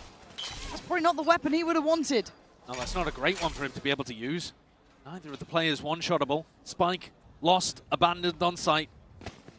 All of that short control, phenomenal for MIBR. They're looking for him on the lurk. But he's taking the obvious way forwards. This would have to be a big boy shot. But not going to get it. MIBR just looking so in control, and it looks a little too simplistic to my eye from NRG. Again, this is their map choice. Well, I like the adjustment really on an eco round to go for this, because that smoke is the one thing that's actually denied Verno his A lobby information. The problem was they just didn't anticipate these positions from Xenom and from Aspas. They were going to clear Aspas in short, and then they were like, wait, hold on, there's somebody on the top of this box. Normally you would clear that with a drone or something, but they wanted to pop into the site. This round, though, you know, maybe that would get you to a 9-3. You did just take a tag timeout to try to get back in the game, but it's this one at the bare minimum. Pace, yeah. But that's not the sound you want to hear if you're trying to scale up through long either. I just see the gap closing on this again and again. And Aspas pulls up the flank with an operator. So confident, walks all the way down. You see the pings coming out from NRG. Maybe looking like they want to clear that or split that. Well, they're going straight back into the op again, and Aspas has been feasting. Determined to get to that third place again. If they don't split through long here, oh, this gives him so much freedom. This could be insult to injury as well. Verno from afar could be taken away. Marder, the pop towards the side gets slightly less explosive now. As they're just being herded like cats, it feels like. Som gonna take a couple of brave steps forward, but at 46 seconds, bloody hell. They are being chipped away at. This is before they've even got towards C. Ethan gonna take the TP. Doesn't spot Aspas on long, who's on that very, very deep line for this. So he can leave the rest of the team to handle what's on site. As long as Cortezia just holds this space, Aspas should have opportunities. Jiggle pick by Ethan, but this is so claustrophobic for NRG to play. Where did Cortezia just get that as well? It looked like there was 3 smokes in the way.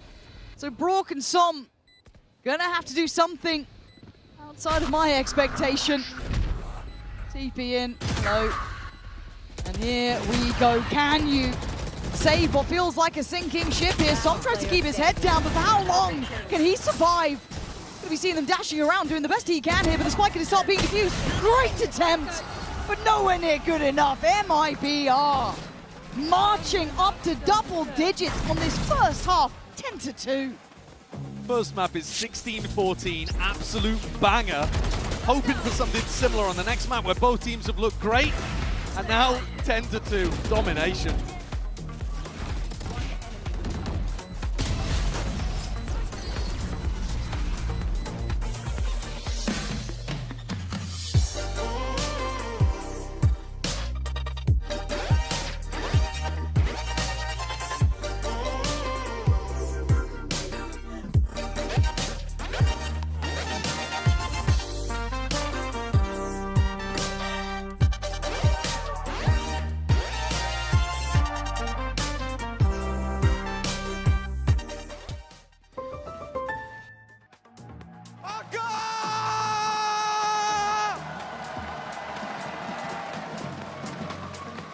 On va offrir un beau spectacle à nos amis du World Feed. Montrez-moi les lumières, allez-y, allumez les lumières, on y va, on veut leur offrir une très belle image ici de Paris. Il nous reste encore quelques secondes, montrez les lumières. Et en plus, je vais vous dire quelque chose pendant que vous allumez les lumières. On fait une surprise, on a tous fait semblant pour notre ami Apo qui caste la game ici. C'est son anniversaire.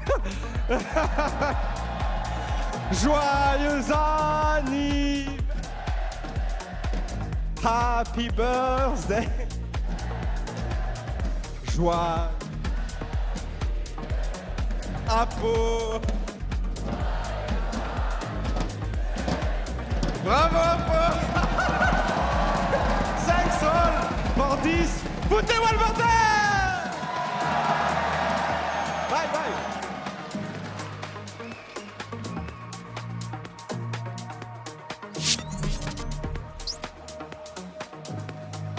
Little sing-song there. Yeah, I mean, it was Bonkar's birthday, actually, when they got the win against Giants. That was a nice little birthday present. This one, this map, not feeling so nice, actually. No, checking in on the Coinbase Econ report, I think it's going to be a pretty one-sided story here. Yeah, actually, not topping the charts because he's buying the operator so much, so he's actually spending a lot more. But the impact he's had and the kills that he's got, 18 in the half, is genuinely ridiculous. I mean, it just felt like NRG were walking into him over and over because the rest of his team was doing such a good job on the opposite sides of the map. There were so many threats. He got online really early on because they built the economy up. So a phenomenal half from MIBR. We've seen NRG pull out ridiculous comebacks. Yeah. But this this one just ain't happening. It doesn't feel like it. And as I said, look, I'll always be happy to be wrong in these scenarios, but this feels like they're converting those kills into rounds. They haven't felt threatened either to my eye. MIBR looked very in control of every answer that they've had. Yeah. They haven't felt like those are on digging deeper from NRG. The answers weren't quite there. Now, if we're frustrated, I'm sure NRG are as well. That's not the half that they would have hoped for. Held at 2, MIBR on 10, and now MIBR a chance to show us how it's meant to be done on the attack. We're holding contact over here towards Garage if they do manage to get through this wall, waiting it out, and it's not a flood defense seawall like we saw many times for MIBR. Once the attackers are past this, they are through, clean sailing into the seaside. Who's weighing on it? Scuba? Yeah, just Scuba right now. I guess Som trying to lean through a little from CT, but Scuba stunned up. Paranoia sent in. Does anyone swing on this? Yes! Cortesia, that's the one to find Brock in the end. So, in reality, it actually goes the wrong way here as MIBR catching every single one of these fights just perfectly. Again, looking unfazed by the attention coming in from NRG. Amada having nothing to say. Domination from MIBR. Verno with a beautiful double kill there from the Frenzy. Fragging a lot better than when these two teams met in group stage in Americas. And you see the difference when NRG are not running that flood defend wall over towards C. Scuba's just under so much more pressure. He can't really hold nicely towards back plat. Let's go! Throw that log smoke. And MIBR can play inside of it, dominate it. 20 kills for Aspas. Picks up another 2. It's ridiculous. He's got more than twice the kills of the top fragger on NRG. Statistically, quite a good map for Aspas, it looks like. NRG have gone for a force. That's crazy. Something you have to do down 11-2. 11-2 was the score on the comeback when they managed to get that going against EDG on Abyss. But Abyss, a very attack-sided map. Are you saying you're not a believer? I am not a believer in this one. I see. But again, love to be proven wrong. NRG have played some absolute blinders at Champs so far. Yeah. But I suspect we're going Corrode. You and me both, and I like a bit of Corrode. I like a bit of Corrode between these two as well. So I'm not necessarily opposed to it. I just think it's a bit of a shame to see NRG capitulate at this point. Yeah. After what was a really lovely map 1. But credit where it's due, MIBR making no mistakes here. Ready. Let's walk towards C. What a walkout. Just perfectly timed from Aspas. It looks like Ethan's none the wiser. Scuba, similar scenario. Aspas plays his life, plays it well, and gets away. That feels like a pure assassination. But the backfill here. Ardsin. Nasty business. Showing exactly what should have been done on that other side. Yes, absolutely. The Lurker's getting so much more value, playing around that defensive turret perfectly. It's a masterclass from MIBR.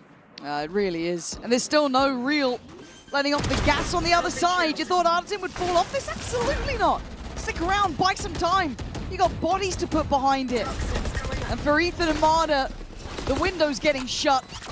Try and claw this game back as Aspas is on the flank as well. Nice work from Ethan. Marder making it go, but I think we know how this one probably going to end here. Ethan's picked up a Vandal. They're going to make a go of this. Of course they are. Oh, Ethan's off. It's just Marder left to his own devices, really. Yeah. That's something for us. I mean, that is so rough. I mean, I know the time is terrible, but you're down 11-2 and you've just been given a Vandal. I feel like you might want to just give it a go. Ethan takes the percentage play, perhaps, and allows MIBR to go up to map point. This could have, Lawrence, so easily been match point. You think about how close Abyss was? Absolutely. And the fact that MIBR had many opportunities to close it out. Yes. This could have been an easy breezy 2-0. And NRG somehow scrapped through map 1 to force a Corrode, but I think they should be a little relieved that they did in hindsight, because they are getting spanked here. Yes, that is one way to put it. I'm glad you went for that word rather than me. I think it's more appropriate. But what are you meant to do, man? This is truly domination. This is a mid-walk from Som. Now, Cortesia has been quiet to this map, but not necessarily in any bad means, as the rest of his team's been doing excellently. He's still 13-3. Yeah, that's quite a good KD. He's doing quite good, actually. Yeah. So NRG backing away from this, but again, already seeing in just that previous, I liked what MIBR were doing, working the map. The danger here is actually Mada with the judge down in short. Sure. So there's a chance that Brock can pull all of the attention and Mada can go nuts. He just has to make sure he stays alive, though. Can't go down too easily, can't give up the space too easily. The Brock does well, but it's Mada to get cleared instantaneously by Verno, looking obvious, apparently. Yeah. Backfilling. Oh, some good catch on Verno, though. Spike dropped and Brock, okay, taking a fight back towards Sewer. Suddenly a little bit of life in the NRG side. Maybe just a death rattle at this point. It could well be, yeah. I mean, they'd have to put together 9 more in a row like this one. And I just don't think that MIBR are going to make this level of mistake. I tend to agree. I think one player, take your pick out, who will potentially give you another round. You also have that snowball round of ults. Not too far away, but get NRG back in the game. Get them feeling it out a bit, because it's been a landslide. Yeah, I think often just getting a couple of rounds towards the end can have you feeling a bit warmer headed into map 3. Yep, have you feeling more like I can shoot. You'll get, yeah, absolutely. How legendary would this be? Get ready to clip that, just in case. Imagine. Yeah, I mean, Som in the first map was telling his team to go and look at the crowd and play for clips. I kind of love that. They could need a bit more of that energy here. Yeah, take some risks. Hard to do it when Aspas is swinging you like this. And Ethan, you may be brave, but how long do you stand here? There is no room for error now, as MIBR can smell the blood in the water. They are going to pull no punches. They want him dead. Marder, nice. Find Cortesia. Box them in towards that C site. Scuba, do you try and get the timing on the walkthrough? Whoa! Oh, sorry! Where the hell did that just come from?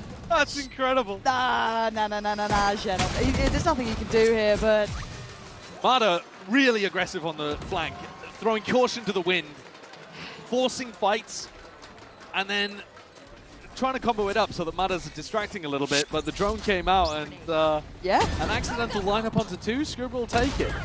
Oh. Spike planted. Now, I'm still not a fan of the way that NRG are playing, actually, their defensive setup over towards C. They're allowing MIBR a bit too easily through that wall. I got a kill, man! Oh my god! He's back, don't worry. I mean, he's not the one that's suffering the most either. Yeah, if you're Ethan or Marder hearing that, you're like, I'll get him too soon. All good. When do you start believing? Like, is there like a round? Well, like round 8? Yeah, I think 9? it's when you start getting into that snowball situation where the ults are starting to come up and you're getting knocked down onto eco after eco, and we're just not there yet. No. We're not even close to that yet. But I like to normally ask that question because the next round, MIBR or whomever it may be, normally just win. That's normally how it goes. Now, whether or not that's the case here, let's see. NRG, have you got anything here to make a go of this one? Now, I quite like what Marder's doing, but I worry when it's Cortesia on the hunt. Lethal, this guy. Trying to be played in by that spam, and Som completely fell for it. Hook, line, and sinker. MIBR still up to naughtiness. It's a great insert. The spike's going over towards B, though. 2 NRG players there. Ethan, though, without paranoia. And they're leaving. They think that this is going back over towards the A site. Oh, this is about to be messy as hell. Oh! Cortesia single-handedly is behind the wire, taking away Som, taking away Marder, and being the thorn in the side. Aspas looking like he wants to close down this map. No hope to be had here. Yeah, he wants this one done. And Brock will fall. MIBR coming alive in map 2. Showing some of that pedigree there as well. Really up at top spot in the top 3 of this tournament that's on the line here. At the beginning of this best of 3, we were speaking about Artson and how good he is on this map, how good everything looks for MIBR. If we are to go the distance, and I just screen, Ethan needs to turn up. I think that needs to even the ground out, especially with this high pressure. We know that this is not elimination, but making it to top 3 is green, baby. Oh yeah, we saw what Ethan and Mada could do in map 1, but conversely we saw on the flip side what the likes of Artson, Cortesia, as well as Aspas could do in map 2. So it really all comes down to this, Mimi. Aspas is a champs player, a chance to break a record in terms of kills for BO3s, a chance to make top 3 yet again, but an NRG that is excellent on this map, GB, to try and shut him down. It's going to be awesome. In map 3, and the winner will move straight to the upper finals at the A-Core Arena. One last time, here's Pansy and Sideshow for the call. I wanted a third map between these two. Overachieving on their run so far, but only one can really continue at this point. MIBR, history steeped in this team with that young blood coming through, but NRG, plucky as ever, but they can't have another map 2. And they can't afford to collapse completely like we saw from them on Haven. We know on the attack side, Aspas is going to be looking to try to go towards A-Link. Mada trying to preempt it, but it's tough. It's going to be faced usually with Aspas diving in there with a paranoia and the 0 point. This round, though, slow off the rip for MIBR. Aspas not burning that utility early. But the Waylay v Waylay is going to be so interesting to see which team can get more value out of it. It was NRG that really started playing this comp. MIBR stole it. Well, could be the finest form of flattery at this point. So I'm going to get that spot. Shadows traveling. Time to invest the smoke still. Allow for a call of support coming in from Connector. Not alone to take this stand. Rourke was there prepared. They keep thinking that MIBR are going to go for the pop. You see them holding the paranoia, holding the dart, and then realizing, oh, actually, it's still slow. Here it comes. Yeah, there it is. Knife actually going to be dealt with. There's still a chance for this. Good paranoia. Lovely stall out. But there's that burst from Aspas trying to gap close towards. 40 seconds now. Fight on the cards, but NRG with bodies in the right place now. Mada backfilling all of this space. It's difficult to get through the smoke side this, but NRG concede the territory. I quite like it. He showed a little bit of presence through that connector earlier, so may allow for a second of doubt, but can they still break that front line of MIBR? They're pinging it. They have a suspicion that Mada's over here. That's a 3-play stack off to the side too. Oh no, they're looking Link. I mean, they're putting a lot of eggs in that basket. You can see the flash prepared with Ethan. There it is, Frenzy, ready, gonna spot out one on the site. Still, a lot of work to do 5v5 in the post bar, and MIBR lighting up the kill feed here. Cortesia has to back away for a second. Verno picks up the pace, and now you're down to just Scuba. How has this happened so quickly? It's stunning from MIBR, and Aspas picking up where he left off. He's just been unbelievable this match, and that's even with all of the accolades that you pour onto this guy. He actually wins the Waylay 1v1. He's hyper aware of the flank coming through. He'll entry for you on the Waylay, then he'll recall back, and he'll be able to be in that position to get the late round impact, to watch the flank, and that shot towards the end is remarkable. This match, when we came in, I'm looking at Aspas versus Ethan, the only two players left in the tournament that have a chance to lift a second champs trophy. Aspas has always made top 3 at every champs he's been at, by the way, too. With Loud at 2022, he won it. Then made top 3 in 2023 as Ethan lifted the trophy. Here he's going to be pressured again. Yeah, only up for the challenge, and he still absolutely is. Aspas with 2, early farm and early confidence in case he needed it. A team flash as well, they're just feeding the beast. Leave him alone, let him breathe. NRG scrambling out of the corners as MIBR, round by round, looking sharp. Well, this looks like a continuation of Haven. NRG are going to have to stabilize fast to avoid MIBR running away with this. Look at that. Flash. Not really a mistake there from Ethan. He's going to call the timing of that. It's just Scuba goes through the wall a fraction too early. Gets full team blinded. Don't even mind the attempt from NRG, to be fair, but I get scared when you're giving Aspas further confidence to feel like he can do no wrong. And he's going to get the Waylay ult so early as well. 2 away. Have it this round if he fancies, really. But it's time to take a stand for NRG. They can't keep allowing this to happen, but Aspas right off the rip. Pressure right up middle. Yeah, and that's the standard take that MIBR have of mid. NRG trying to block it with a 0 point, and it just wasn't good enough here. Look how fast they're on this as well. 3-2 split right towards A. They're not stopping, they're not even slowing down. They're going to have to here just for a moment as the snake light comes up, and NRG using a lot of util early, and Matic can't find a fight. He's looking for it. He's desperate for someone to give him a fight, but I love this composure from MIBR after this high tempo beginning. Able to pump the brakes for a moment, but they're just boxed in now. NRG wanting to fight this forward, playing into the Viper util. Drop on it, and surprise! It's a complete trade-out. Cortezia getting two. This feels unreal. This goes to Artisan, getting more. Ethan and Som have to scramble across. Cortezia had util in his hands. How on earth is he getting two out of that? You tell me. The gods are smiling on MIBR today. Som still with the paranoia. Knife, flash for Ethan. A couple of key tools here. Good paranoia. No one to save. Artisan there, out on an island for the final two.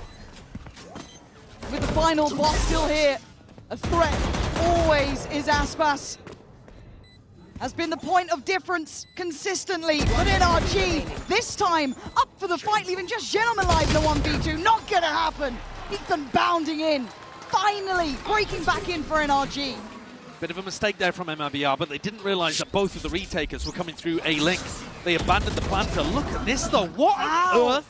How does Cortezia have that?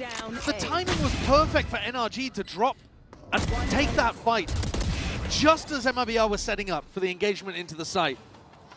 It is incredible that NRG come away with the victory in the end. Yeah. It should have been their round. Their adjustment was really nice, and still MIBR just hitting the shots better. That's been the story all day though, hasn't it? Even on the map that NRG won, MIBR had 20 more kills.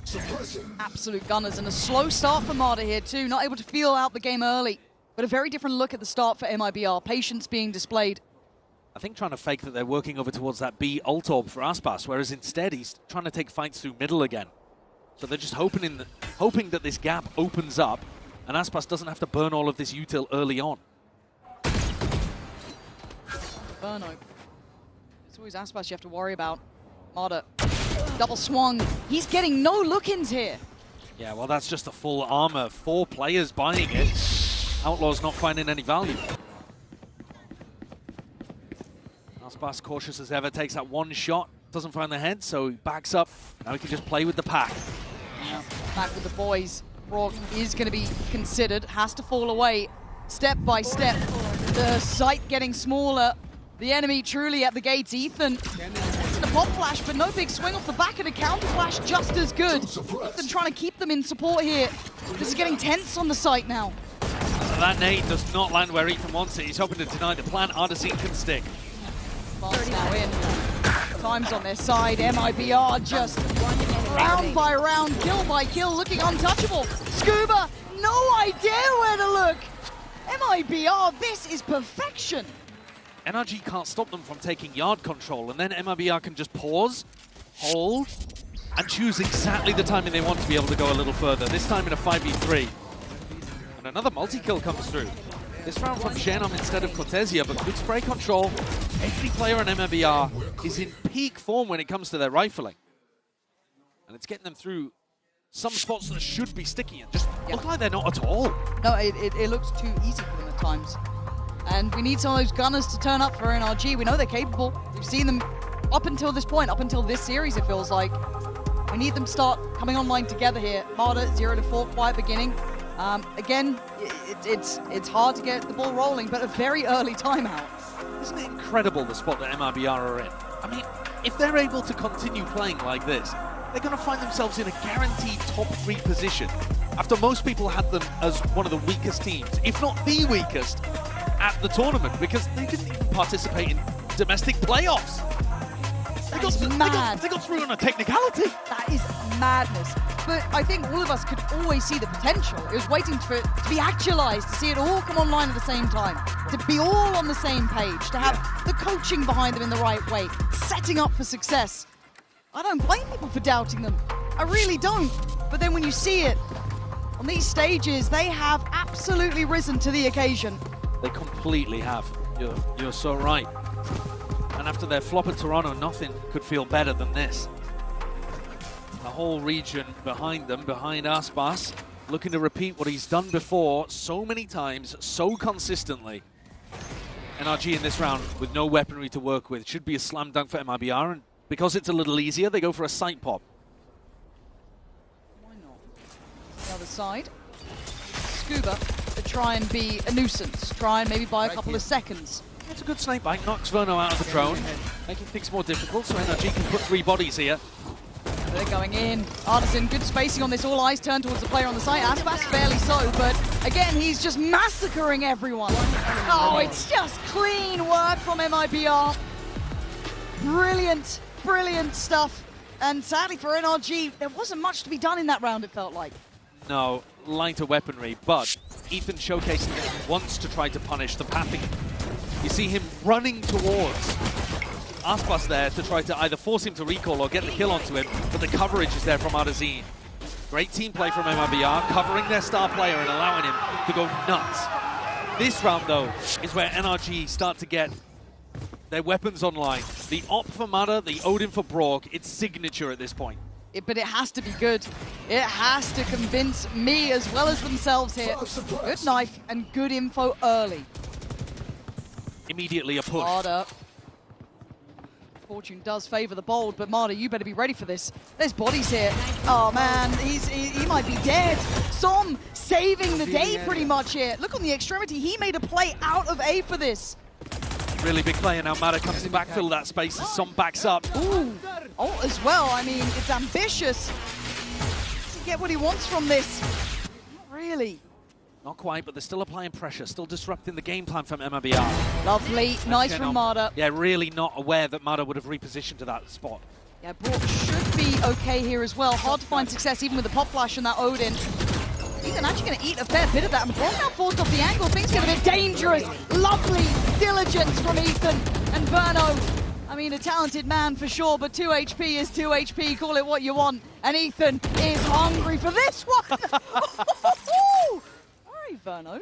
I mean, there's 30 seconds left. He's got 2 HP, and he's in the spot where the defenders buy guns. So I don't know that he's got the highest chances of success. But what if he does? Well, it would be an incredible clutch.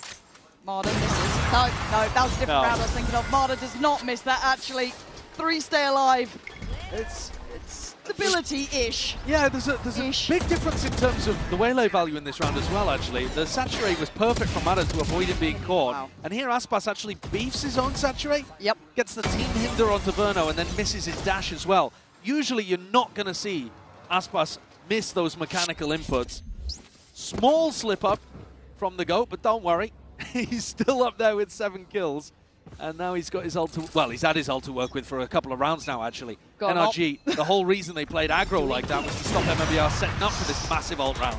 Well, they're going to note early where Mada is, but I guess vision on both sides. Aspas anticipating that somebody would be playing a link to try to punish him, dashes into this corner instead to take his attack op into position. Oh, Broad, this is a lot to handle. That is the perfect time to be sat there with an Odin.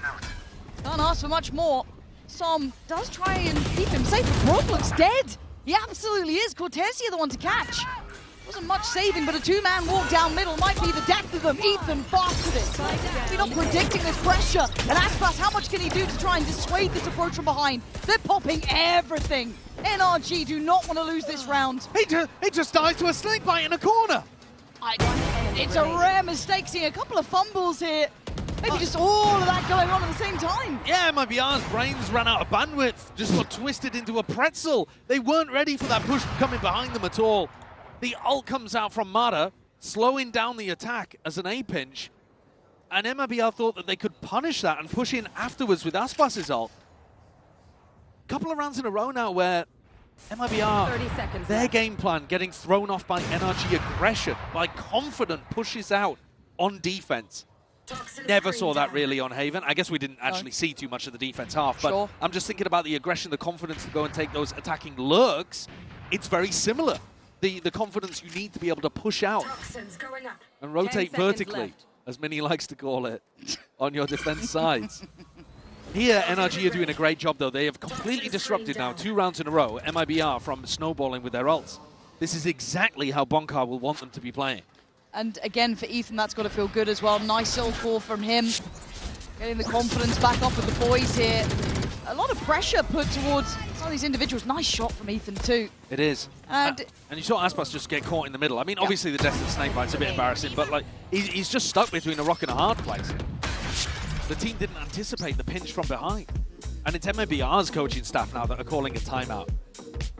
Yeah, probably the right time maybe just to call the Jets as well a little bit, right? Check in. Have a chat. Obviously an opportunity for both sides to have a conversation during the timeout, but again, for MIBR, it does feel like they just need to kind of calm themselves a little bit here. Somewhat getting punished, but again, it took a lot for NRG to be able to deal with this. It's not been easy. No, I mean, early on, MIBR's pace is fast at the beginning, slow things down, and then make NRG sweat on their defense and hit them when they're least expecting it. Now the adjustment has come through from NRG that we're actually going to fight you early, and we're going to be pushing out as you slow the game down, and we're going to keep the pace high. And I think that this means it's a nice time to call attack timeout and have Frod try to adjust the pace and the tempo again. Feels a bit more like the thinking game that we saw on Abyss, rather than the... Shocker. Yeah, the knockout thunderous punch that Aspas gave NRG on Haven. Still to see Ethan and Brock both finding their footing here. And got to say as well, to me, in my eye, I've always thought that Ethan has always kept his composure in big games. It was one of his biggest credits to my mind, even in previous rosters. One of my favorites to watch, especially on the KO, always looked comfortable. But for MIBR, still a threat to be had. Still a bit of a shaky buy. It's a half buy. Serviceable. But yeah, exactly. You've got a Vandal in Aspas' hand, a Vandal in Cortesia's hand. So don't count them out. Yeah, risky there. You saw the consideration from NRG to try and be on that slightly further line, but already respecting this enough. The plays in Marder. Nice on that for him. Does take a lot of damage, but drop the body of Verno. Aspas trying to take on the site. Forced to refract in that situation. But still space taken. Paranoia's great to put the pressure back on MIBR. Oh, what a play! Hey, we wanted more from him. He is starting to heat up here, but Brock just dived in on the side as well. It's a shutdown, NRG. Composed under pressure. Haven't seen that look from them, and haven't seen Marder look that confident in a minute. Yeah, a really nice adjustment. And I think you're right when we talk about the confidence here. He goes for the repeat into Aspas. Doesn't know that he has a Vandal. But then also posts on a line where he's expecting Aspas to path. They know on the B site where Aspas is going. He's always going into that hut. So I think if we see MIBR go towards B again, he's got to change that up. He's got to start going more towards the B link perhaps instead. Certainly capable of that level of adaptation. You don't get to be one of the best in the game without it. But straight up middle this time instead. And my God, that is unconfirmed, but it's huge damage on Ethan. Yeah, that's a lot. Marder getting on an incredibly deep position as well over towards A main, but they've given the attackers mid control. Aspas is going looking up mid too. Hello, Drone. You've seen Ethan, Som behind the box. But do they expect this mid walk? Look at Aspas here. He's going on this one, Brock. What are you meant to do about it? Gap closed by Aspas. Brilliant play from him. Individual almost. And this could be a cancel on what they were doing. Maybe eyes now look towards that B-side crunch. Oh, Ethan screwed. He was so dead at the start of the round. And Scuba blinded. Nearsighted to the corner. Do they still check diligently? No, they don't. And there's a chance of a punish. Scuba tries to turn around and get some more done. But this force standing for MIBR. Lovely audible call potentially off of what Aspas felt he had room for. Timing from Som inside the pit. This is it, unfortunately, and Artzine cleans up. Couple of moments there where NRG could have definitely put the pressure back on. Scuba's own wall kind of robbed him, actually, in that play over towards B main. But MIBR making good use of mid. I really like... I was talking about Aspas' pathing with the waylay on B and the fact that NRG are really aware of it. He normally paths through mid towards that A link. He'll do the double dash off the back of a knife and a paranoia. Now, he knows that if he does that, he's going to land inside the 0 point. So you see him actually in this game mostly pathing towards that cubby on the left side from his perspective. And that's allowing him to dodge the suppression, and they put a lot of spam down onto Ethan. Micro adjustments on the back of how each team's trying to punish the other. That's a horrible thing to see in your Aldrone, isn't it? Yeah. That's... Yeah. You know you're kind of dead at that point, but also nice calling out from MIBR to go and fight towards that B main space together. Make sure they don't allow that to spiral away too far if Scuba maybe got given a bit more space on it. I would have liked to see Ethan actually go with him instead of trying to contest the B players. But this time, looking to heavily fight towards mid. Yeah, maybe want to try and manhandle Aspas, but that's a big name to try and put behind. Smoke in early. TP spotted. Quite a lot of A pressure early on here. And Aspas has managed to save all of that waylay util. Oh, Cortesia's gotten deep as well. I don't know how much they're aware of this space potentially gathered by him. None the wiser. Marta drifting out, maybe hoping they hadn't scaled up that early, but the vision was removed and that chance was taken. MIBR punishing NRG for any small gaps left open here as Som's position is very red. He's not going to get out of that corner alive. Refract comes through as well, and Brock is cleaned up. The adjustment coming out of the tag timeout, again from MIBR, is immaculate. Just like on Abyss, the coach tag timeouts are adjusting so well to what the opponents are doing.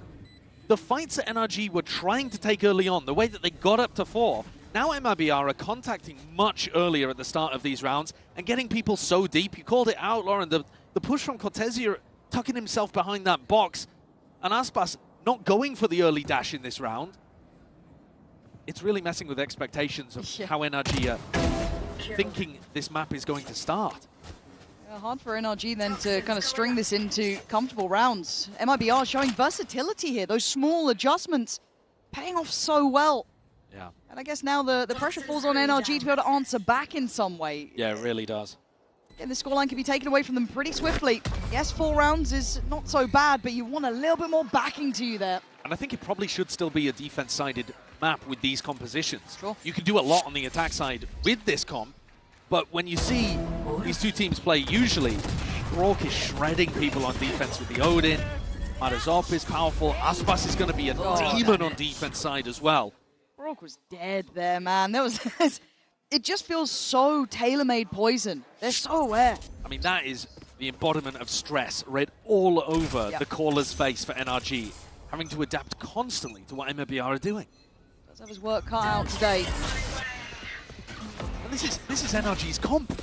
MIBR have stolen it and are playing it better.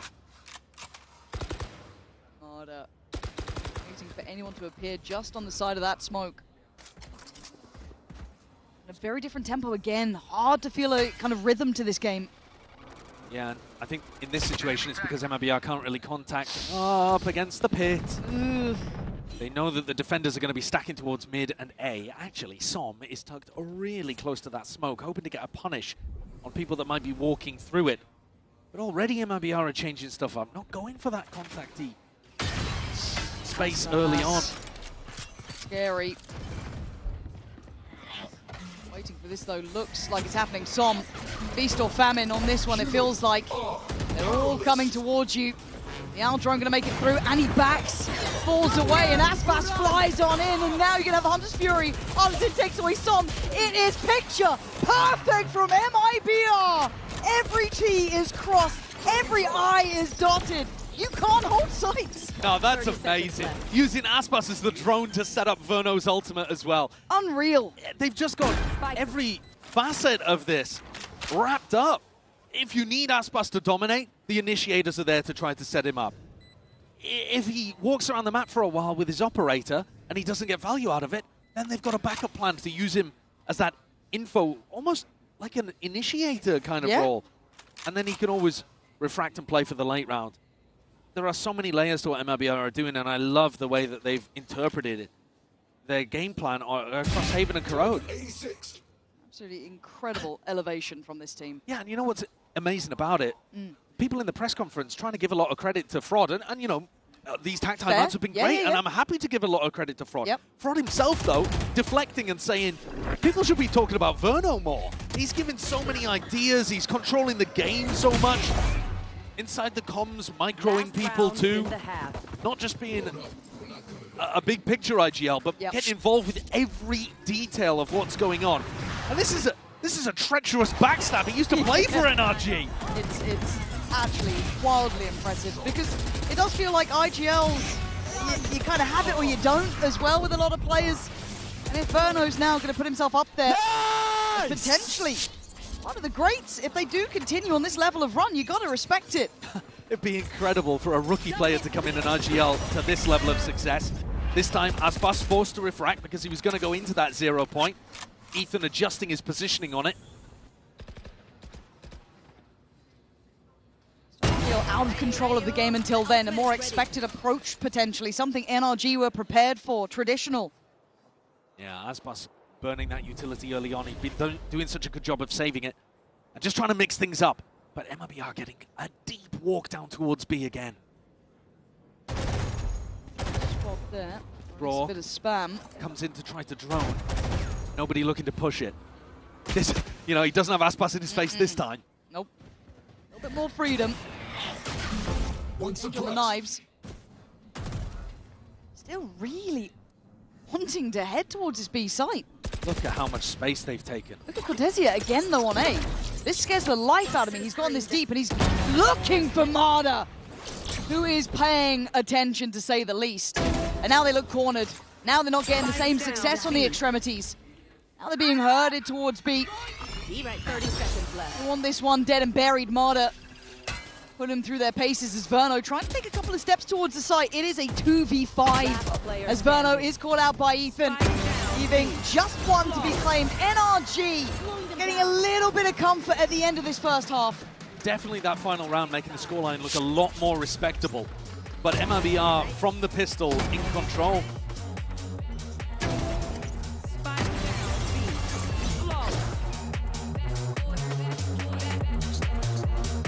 Playing the map well, they're playing it well, can't lie.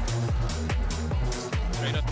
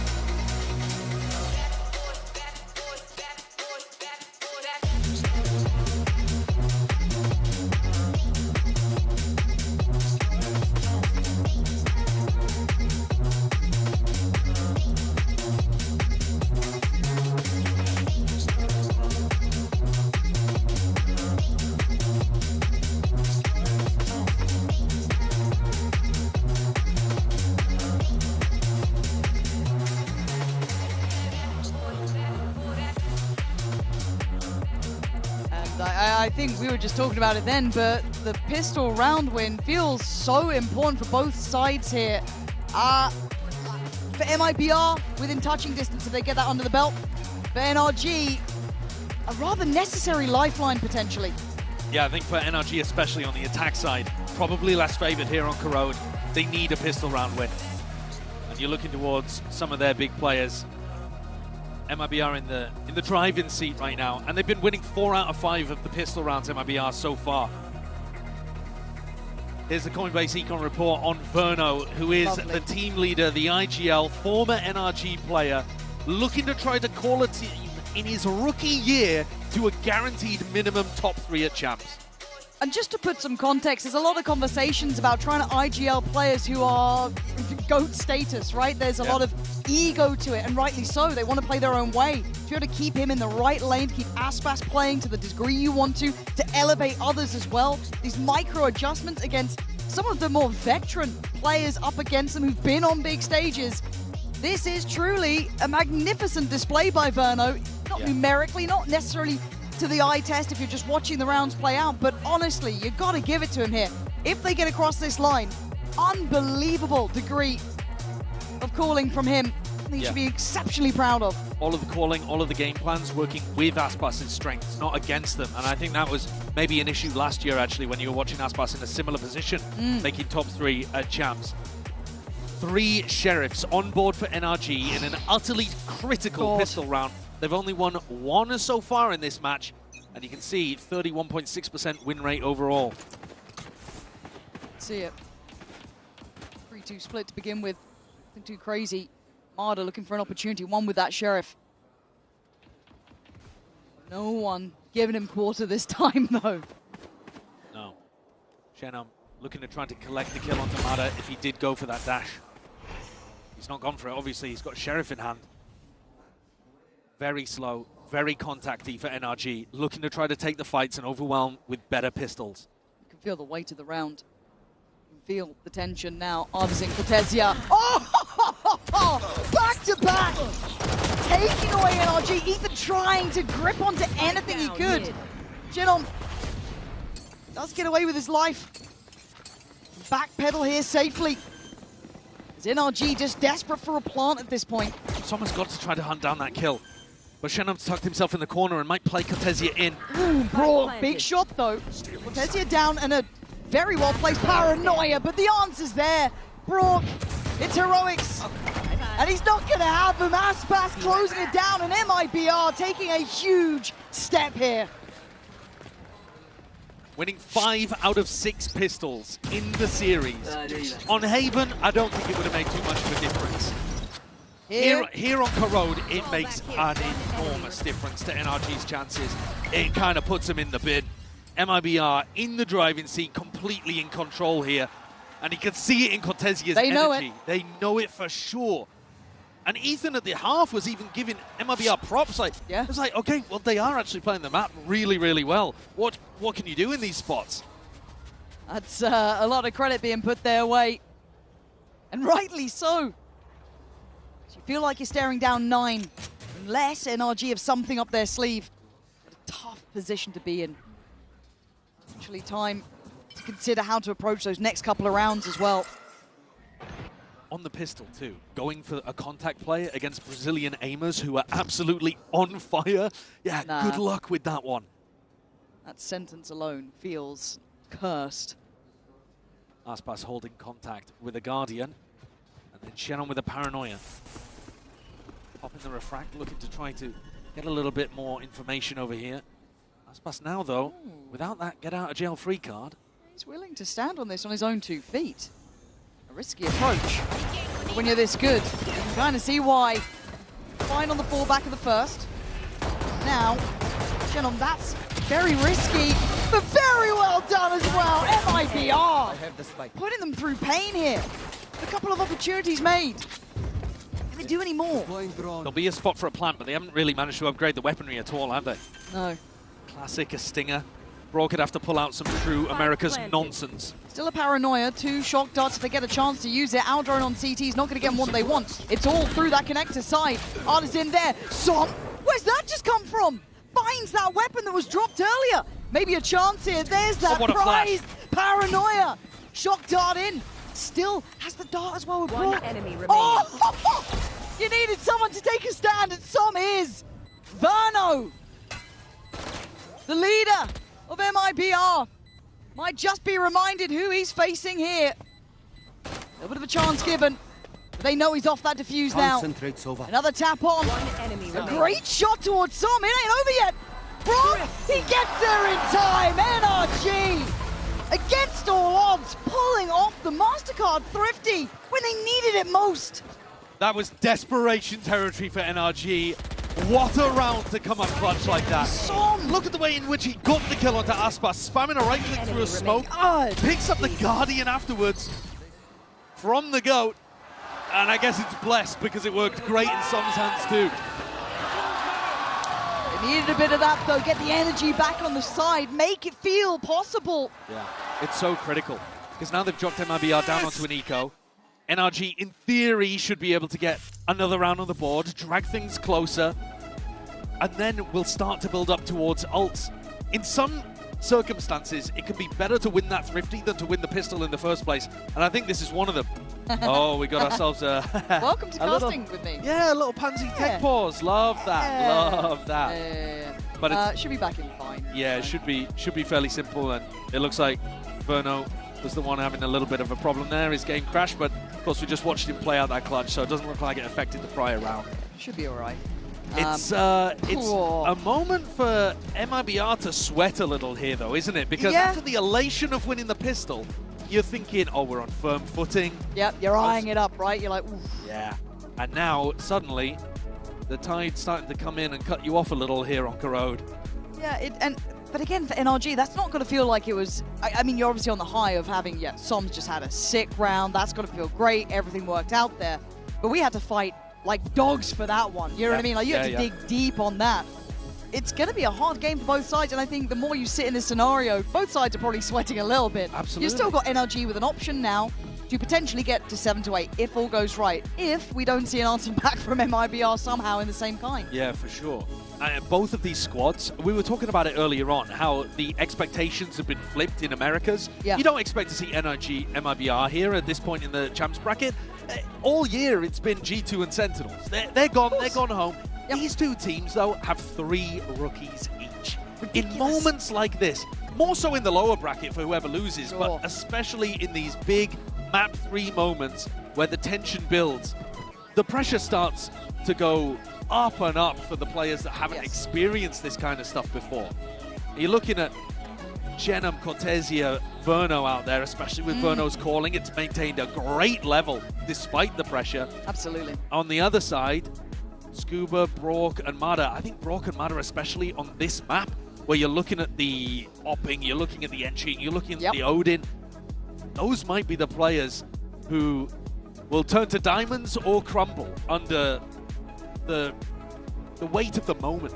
No, absolutely. And that's when you look towards your experienced players to help them find that balance between, right? You need your Ethans to come in and have those keywords, have Som there to try and fill that void of expectation. I mean, Som's just done it for me in my eyes, right? That second round there is exactly what you need from someone who's a bit more experienced to this extent. Yeah. To keep doing it, easier said than done. We're back underway here. Thank you for your patience. 6 to 8. That turn in the second opens up a chance for NRG to potentially close the gap on the scoreline.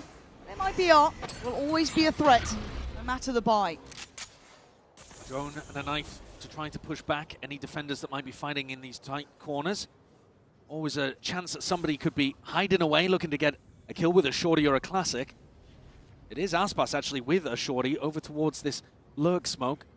Yeah. Hoping that Scuba would just wander in. Oh, Mada might. Look, we wanted someone to step up for them, and it looks like Som's willing to take on that moniker, right, of being that vintage player and just spam the box. Yeah, I mean, that's the decay damage as well. Aspas is just sat inside there hoping for an easy one. But fair enough, NRG. Now it's more about optimizing for those ultimates, and Ethan's the closest to it, so I'd like to see him look to try to take contact. You can see him on the most aggressive angle here. You don't want to give away a weapon, obviously, and have this round go backwards, but MIBR, it's all about just dying to spike. You do not want Ethan, frankly, or anybody else, to start an ult snowball against you, and those are worse after you lose the Thrifty in round 14. Yeah, very true. Brock's not a million miles away either. Yeah. Now, I think both will just take a step away from this. So not going to have the same massive progress, but again, for Ethan, it is within touching distance now. For MIBR, understanding the expectation, give it up to the spike, but now within touching distance. 7 to 8, a very close affair, and a pivotal round mentally here coming in. Mada keeps the outlaw. How many light shields? Yeah, 2 at the moment, because Aspas is looking to invest into an operator, so he has regen. Everyone really was light buying in the previous. Has he changed up? Yeah, I think he has, yeah. Mada's upgraded, actually, expecting the full armor buys to be coming through, so looks like here Aspas and Verno will get away with a slightly more frugal purchase. Casey, NRG, want to set a tempo, set a tone, and Mada, oh my god, what is that? Verno on the fadeaway, beheads Mada, backs off, gets him a man advantage. I'm surprised that Mada didn't activate his refract in that situation. He wanted to go for the kill, he was feeling himself, gets punished. But at least NRG with a very solid plant, good post-plant positions as well. No flank really threatened just yet. Just yet. So instead you are seeing that gap close from Cortesia, but still pressure on the side starts to mount. So I'm going to be cut off from the rest of the smoke in play. Spam comes in. NRG holding the line. Genum the one to try and break back through. But it's Scuba on the side still. Got to be careful of Cortesia. But Scuba's on the money as Aspas falls. We're tied all even. 8 apiece. NRG keeping 3 standing. Even though MIBR are in a 5v4, they just react way too slowly. It's only Cortesia going inching through mid. No fast flank, no fast retake through mid. And Scuba's still got that orb to be able to put down in the post plant. I also don't really like that Aspas was 2nd or 3rd in there on the dash.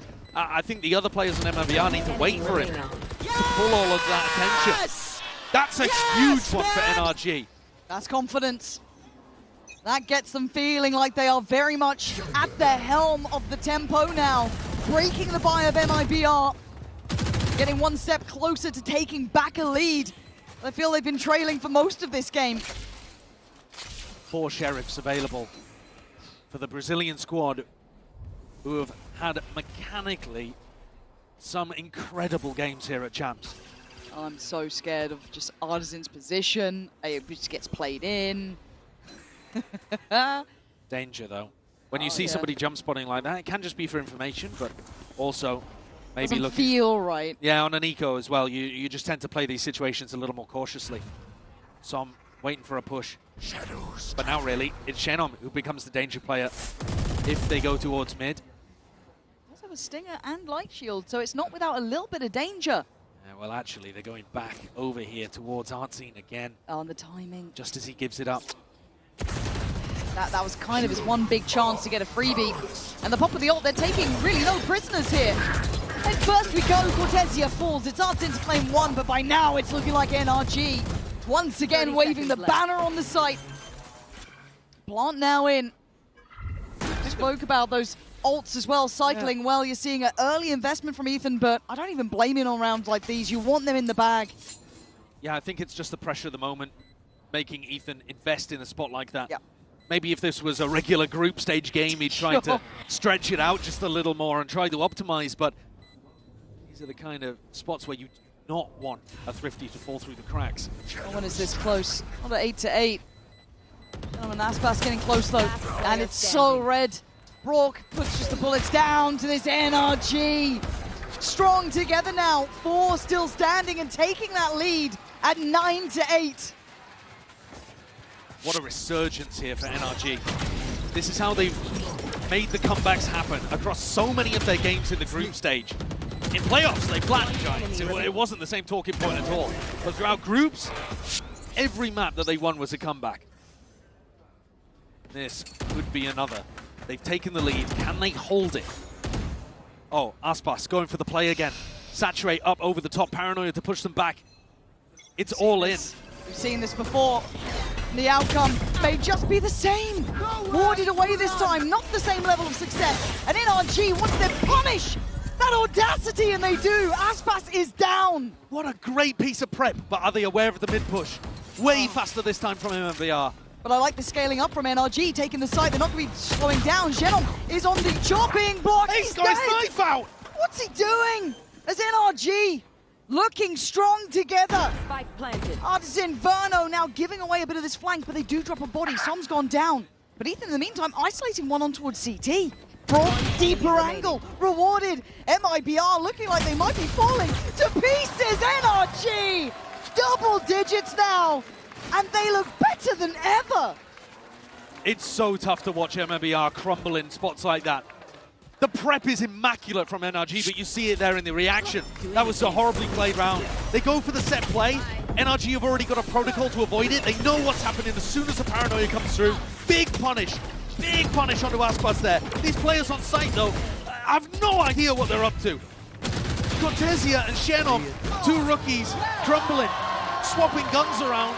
Come on, boys! Getting lost in the source. Come on! The faster the NRG play, the more pressure they're applying. And even that push down mid, I like that. I was calling for it in a previous round. But they just didn't find the value. And they needed the players on site to live a moment longer. But we've been complimenting these timeouts. We've been saying how good they've been at kind of getting MIBR back on the right page. But importantly, the timeouts have been to adjust tactically. The mental has never been a problem. MIBR, even when the pressure was on their map pick, they were still toe-to-toe, giving it everything on Abyss. They crushed on Haven. This is the first time where you're seeing the mental game be an issue. And I'm looking at the body language and it doesn't look great out there. No. This is a timeout where Fraud doesn't really need to change the strat. He needs to pick the spirits up. Yes, absolutely. And how do you do it now? Because for NRG, they've got to start feeling untouchable, right? Look at those rounds back to back and how they've been doing it. It's a rarity to see anyone handle Aspas, to make him look average at best. There's still a chance here for him to show us what he can do. An investment around this weapon, a lot on his shoulders, and NRG back to the same sort of tempo. Yeah, really fast. Trying to apply the pressure, keep the gas on. Aspas with a chance to make a play here from A-Link as Ethan goes Som goes walkabouts into spawn. Aspas decides this isn't the right timing, but what a timing Som has found. The exceptional Marder dropping the first. NRG though could be in danger here. Aspas, where are you? It's Cortesia, but it's NRG lighting up the feed, leaving just Aspas alive. A 1v3 needed. Anyone else, I'd say it's impossible. This man make miracles happen, but with 51 HP. No shield, no anything. And look at the positioning from Scuba. Yeah. That could just be the checkmate on this. Diligent and unchecked on. You don't get to make mistakes against him though. Oh, and now he speeds up. That's a big problem. Scuba's got to be worried that he himself is being pushed, and now he's miles away. So it's down on the other two, Ethan and Som. The experienced duo here really should understand how to play this to make it hard work for Aspas. Great paranoia. And time should be right. It is NRG again! Unrelenting on their march towards that 12th round. Only one off from it now. MIBR was so in control of this game. I can't believe the spot that we're in currently. But NRG on the attack side have found something that really works, haven't they? And they're just hammering it over and over again. I think Aspas needs to be the player to make the difference, and it's unfortunate to put that on him. Life, my mouse is broken. Y'all cannot laugh at that. I swear my mouse is broken, bro.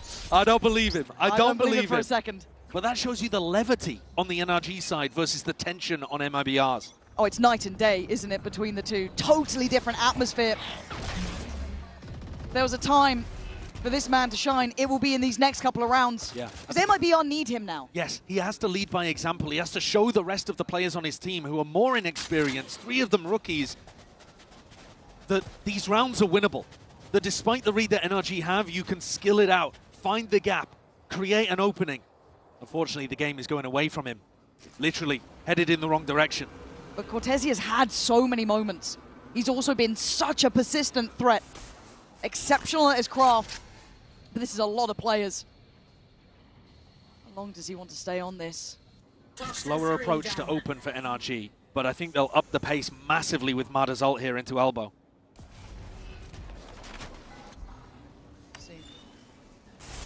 Tension mounting between the two. Cortesia is going to now try and set this up, though. Can he stay alive is the bigger question. How far must he fall?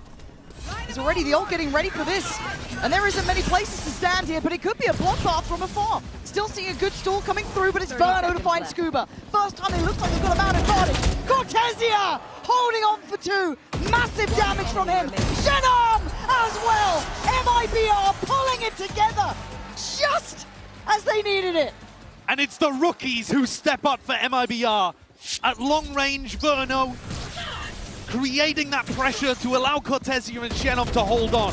I thought Cortesia was going to get 3 in this spot, but he saved a couple for Xenom at the end. That is going to pick the spirits up. But I think NRG also need to go back to these faster openings at the start. That was a round where they slowed things down and allowed MIBR to concoct a game plan. They need to keep the pressure on, foot on the gas, and send it towards B. They might even have to contest this pit, though, if they want to play at that kind of tempo. God, do they dare? I feel like you cancel on that, right? Yeah, they have. And MIBR have slowed the pace down just as NRG wanted to increase it. Does Aspas take the risk? This is when those risks can be rewarded, but right now he's been noted. Has to escape from the danger, but Marder hot on his heels. Dealt with by Verno, who fills the void between. NRG not getting those same entries and openings for free anymore. Great coverage. Incredible work there from Verno, keeping Aspas alive, and he's managed to create that 5v4 situation for the team. Great spot for MIBR. Control of B main and A main. He's coming back around as well.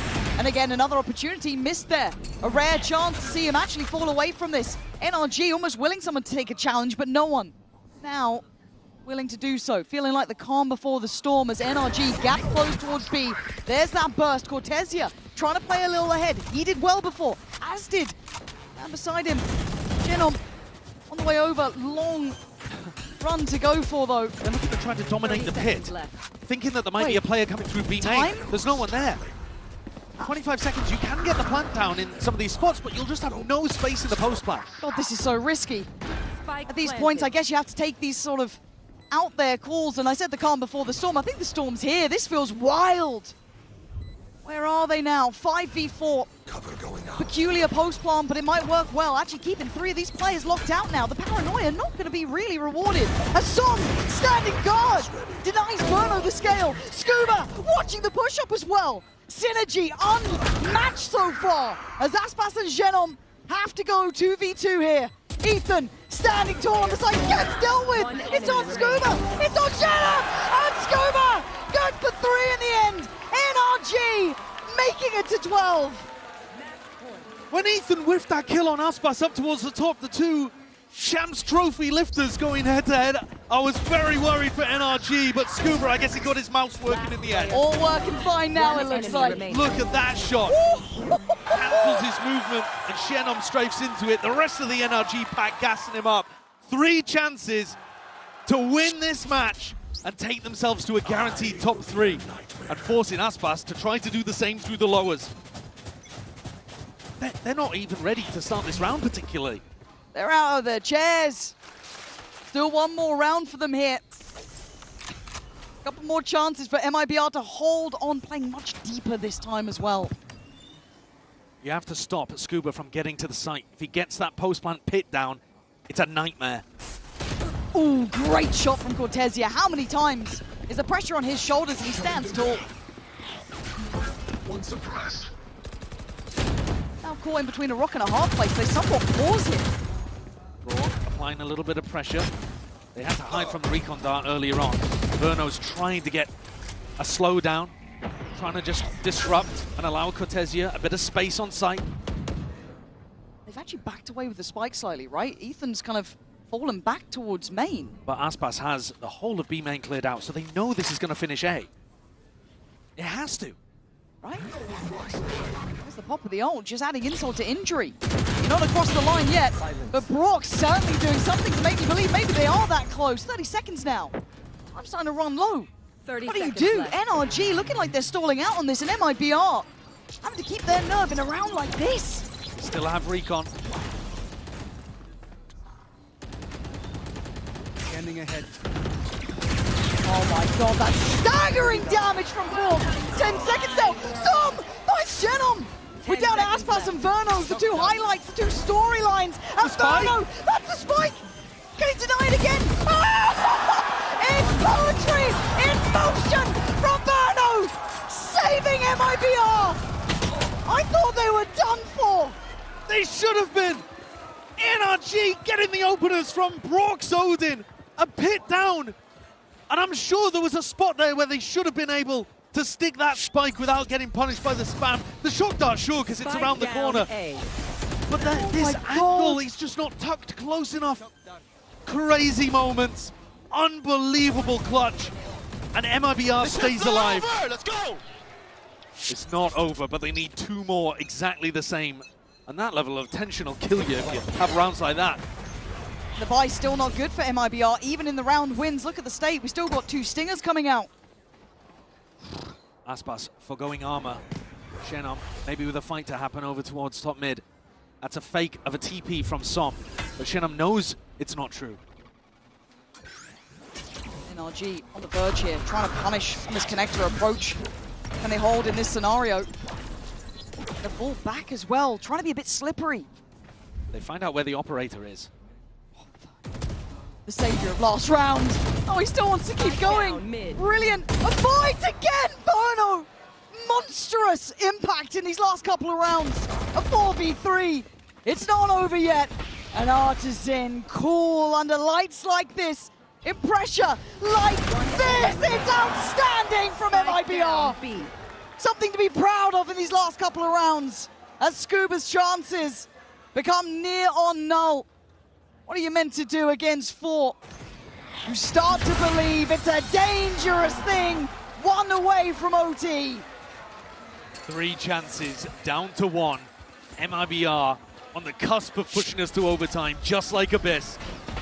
It's the rookie players again, Pansy, who are just pulling out the plays when it matters. Verno's been remarkable in the last two. Yes. And Ardazine there, I think almost anybody under this level of pressure is just taking the first kill that comes their way, but Ardazine holds for two. Verno's top of the board for MIBR. Yeah. Like, that's... So when these two teams played in groups in Americas, Verno went -20. And that was when he was still trying to get his feet on the grid, picking up the reins as IGL. Yep. He hadn't quite got everyone on the same page. They didn't have that identity. Now that everyone's feeling like they're aligned, everything pulling in the same direction, you get bigger value out of Ardazine. You get bigger value out of Verno too.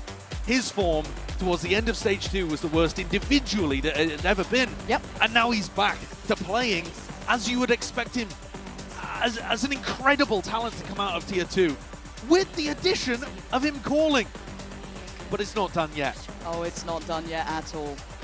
Is it OT or is it done here? MIBR doing exactly what they needed to get to this point. One final timeout before they have to put it all on the line now. How much is left? MIBR, NRG held on 12 to go back in here. A mirror image, both of these teams, the same compositions. Sova's top fragging, both with the Odin, both with the ultimates. Brock and Verno, it could come down to the value they get. Early start, early pressure, fast pace. NRG this time look like they want to do the damage, but Verno again, his name is carved up in lights. You can't take it away from him. As Scuba and Ethan left in the undesirable scenario of a 2v4. And this is looking like it's got OT written all over it. Aspas comes back in to fill up the flank. Scuba and Ethan would have to go bonkers here to close things out on Corrode. Now, do they expect it? Do they consider it? Left with only a fraction to play with, no space, no comfort, and a double swing not good enough. It's Scuba in a 1v4, ulted, hindered, nothing to do but die, as Verno should be feeling sky high about his performance. That is a sick recovery, incredible grit. And now MIBR, they believe they can win. 3 rounds in a row, in some of the most unlikely circumstances. And I said it was going to come down to the Sovas. What a read. Verno going for the counter roll, catches Brock, also gets a tag on Som in the midst of it too. He's ahead in terms of his read on the game, and he punishes NRG for going for the obvious. But we're into overtime, and NRG found the advantages on Abyss. MIBR have got us to this point. It's not over. That doesn't mean they're through. This is turning into a legendary affair between these two. Both elevating round after round, never being over. But for now, we go back to MIBR on the attack. NRG on the defense. Amana instantly puts Aspas into the grave. And the spray from Brock, leaving them chipped up here. Verno down on 21 with the decay. Get himself up to about 60 on the exit. MIBR were taking yard control very easily during regulation. Verno has spike. Ethan spots just a glimpse there and gives away the fact that NRG have picked up all of that mid control. They're playing the defensive side very nicely. Feels quite similar almost. MIBR left in this kind of space between. Som in a lovely position though. He's been good in these sort of spots. And Mudder would be able to bait for him as well. Play nice him in. here. Verno still with drone and recon to play around though. Oh, I think that's Som spotted, yeah. Lucky to be alive and forced away. Good clear from MIBR, but they've got to hit this site sooner rather than later. 40 seconds, it's go time. Ardazine going to send in all that util, and the evacuation plan from MIBR pedaled back and stay in safety. NRG going to allow them to get the plan, and it's these 2 players coming from A-Link who could be the difference makers. Ethan, Scuba versus Ardazine. Oh, he's been sharp though. Laid in on the corner. Shenom going to be put to watching main, just a touch. Looking a little unsure in this post plant. Trying to split the remaining forces, but NRG need to get a move on here. Verno, very low. Scuba going to claim him first. That's fine. It's the follow-ups you're going to look for. That's the double down from Som. Hold on. It's all going wrong. Shenom has to go nuclear here. He's got players left, right, and center. He tried his best, but NRG controlling the tempo on the retake. They've got a great read on how they want to play these retake scenarios. They're much better, I think, even than MIBR are being able to take that mid control and threaten the retake from both sides. This time they don't get caught trying to hard anchor too much. They give up that space. Put the sweat back onto MIBR. Yes! Those players in the post fight did not know where to look. Nope. Come on, man! But NRG have already failed to capitalize on 3 match points. Here's their 4th. 4th time's the charm. I don't know if that's a saying. It might be. Let's see. Right back into business. NRG on the attack. Have to make this count. MIBR look lethal given the smallest chances. It's right up the guts here.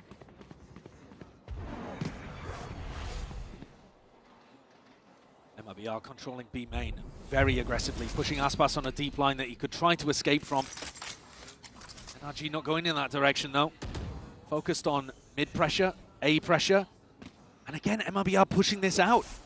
They're going to know that NRG are hard committed. So many of the rounds have gone the exact same way, with the attacking team just kind of trapped in yard.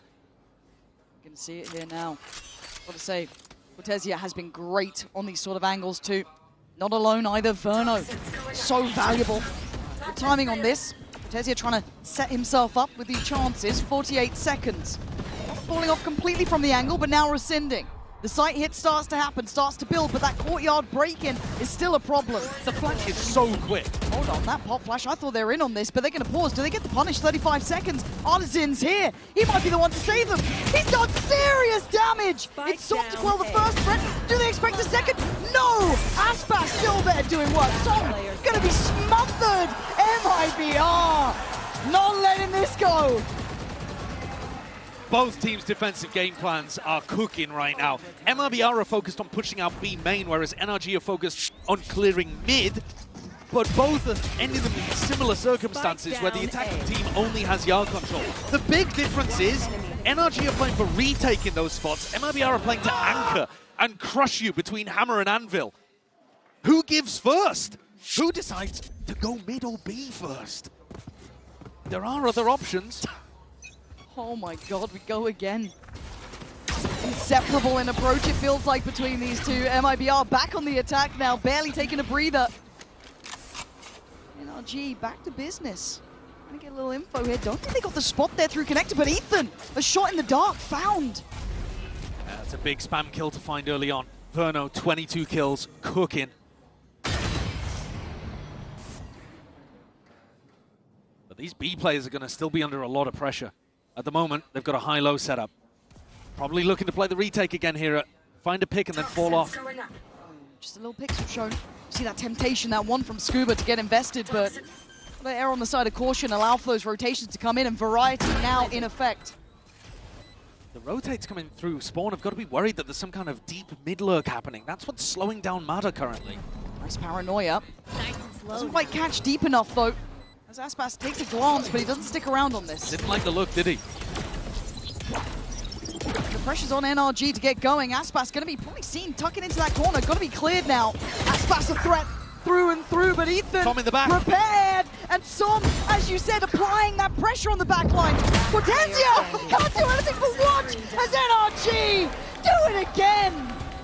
The retakes look immaculate. The way that they apply pressure from multiple fronts is just superb. How is this still going on, man? Well, now the sides are going to swap, and MIBR's anchoring looks amazing too. So how do you find the difference between these two teams? For one of them, life is going to look rough in the lower bracket. They're going to be thinking about all of the rounds that could have been in a match like this. It'll haunt you. And yet, the team that wins, a dark horse that keeps galloping on. Truly is between these two sides. Whichever one wins it. God, is it hard to call between them. But NRG back in that driving seat. 14 rounds to their name. One more. They're across that line, but MIBR resilience is key. Well, here's an adjustment from NRG. They're looking to go and try and break that B main hold early. They know that the flank has been coming through from there. I thought they'd be leaving an A insert so they could go back to the other side of the map. Actually, it looks like NRG just want to change things up completely. So all in, though. Go for a B exec. MIBR can't get the read that it is all in just yet, though. Not yet. And that's the opener. a dream start to things. And now, anticipating an over-rotate, perhaps? NRG don't actually explode off the back of that. They calm things down, slow things down, and maybe want to play harder to have this ult in a post. MIBR not over-rotating, relying on Aspas single-handedly to do enough damage holding B. And this is for the match. He is a force of nature. And you can see why, but can he do more? How much can we ask of one man? He takes away the head of the snake, but still falls back. Does he go back in for seconds? Pinged out, though, he has to respect it to an extent. Deep flash, they want to go hunting. Oh, what it's a read brilliant from Aspas! One of a kind to get them to and put them back at a player advantage. What now in? Rotations are on the way. Rock, though, thinking about the flank. MIBR have been doing this every single time. Oh, so wanted to play up. He doesn't know how many. Aspas still very much alive and kicking. Let's have support as well now through CT. Standing ahead. As Verno starting to tighten this retake here. Brought back to the wall, getting revealed. Now how long can he live? Trying to outstay his welcome. Sees another target. Scuba there takes away Verno. Paranoia in. How much is this going to come down to a 3v3? Aspas, he's on the floor. He aces to keep MIBR alive. There is no one like this man in the game. That is an unbelievable ace from Aspas, alone on the B site. This guy is leading champs in ACS, KD, KDA, damage per round, kill per round, and he's just ace to keep his team here in the upper bracket. Bow to him, he's also broken the record for BO3s at a global event by acing. What on earth are we watching? History being made. A player who refuses to go down to the lowers and risk his legacy of making top 3 at every champs disappearing. Oh my God. Breathe that one in. You don't see that every day. You may not see it again. It's very few. But we focus now. Tied up again. They've been fending off match point after match point, but it's always been NRG who are the team a moment away. That is a different atmosphere. Art's in this time to take down Ethan. Chance to open the floodgates. Sight looking like it's ready for the taking. Scuba forced off the deeper line. Caution being displayed with that paranoia, trailing him all the way to spawn. A lot better post-plant control here for MIBR. This retake's going to be a lot more difficult for NRG. Could be MIBR going up to a match point. That's fast. On the corner.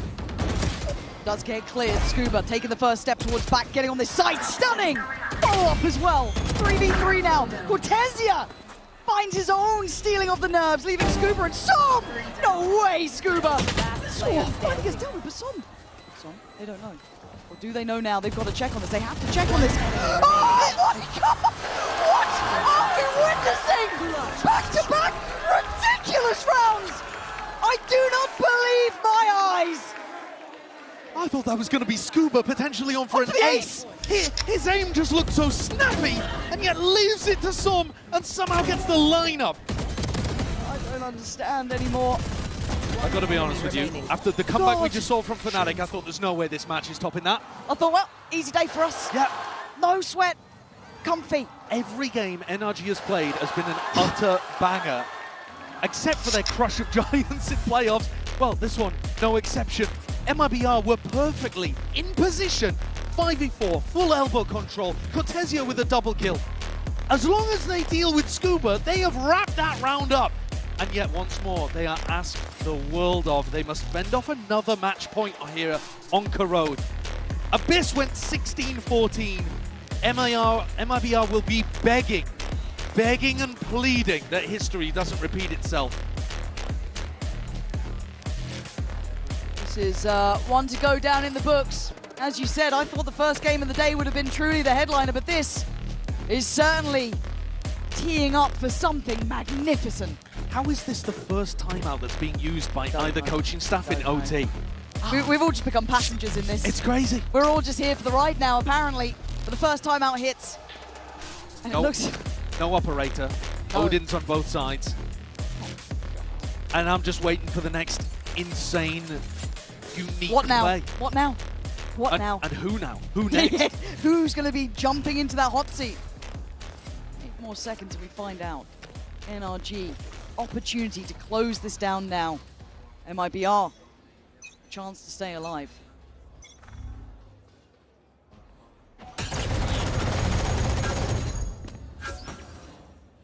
Early attempt towards middle. Careful, Verno. You can already see Som is slipping up deeper here. NRG trying to make it look like they're doing that early A pressure. Hoping that MIBR overstack. Som works up mid, and I don't think got caught by that, but he's not going to try and slip into his smoke. Setting up for a B split. And I think MIBR have really misallocated resources here. 3 players ready to stop an A fake. Oh, they're selling it nice. If they keep going like this, sold them absolutely hook, line, and sinker on it too. Don't blame them. Aspas' curiosity could be an interesting one though. Taking the space over towards A main does open up a little bit of question, then going, this doesn't seem right. And he's feeding that information back to his team. Shenum starts to rotate. 3 players are going to be here, but Som already so damn deep. Bada with 2! Where? Out of nowhere in heaven! No way is this how it closes down. Aspas, Cortezia, Shenum, they didn't expect this to be the scenario they're coming into. But Aspas on the flank, last time he got him an ace. We might need something similar now, but Marta is actually down very low here, but the plant is in for NRG. He got his ultimate up. They gave him the plant. Wait, Som has no idea. Or does he? He's playing this corner well. He's playing very heads up on this. This could be big from Som. 1 by 1. Going to come in, and he's... Oh, Som's done so well there. Cortezia, Shenum, the last 2 to stand. Feeling like maybe this is the pressure that finally breaks them. The time ticking so loudly now for MIBR as NRG, round by round, never down, never out. True underdogs pushing their way through to the arena now as Paris truly awaits. It's another absolute classic being played by NRG, and I can't help but feel for MIBR. They had so many moments, incredible performances. Aspas breaking a PO3 kill record, and it wasn't enough. Mata with that 2K opens the door, and Bonkar with a great game plan too.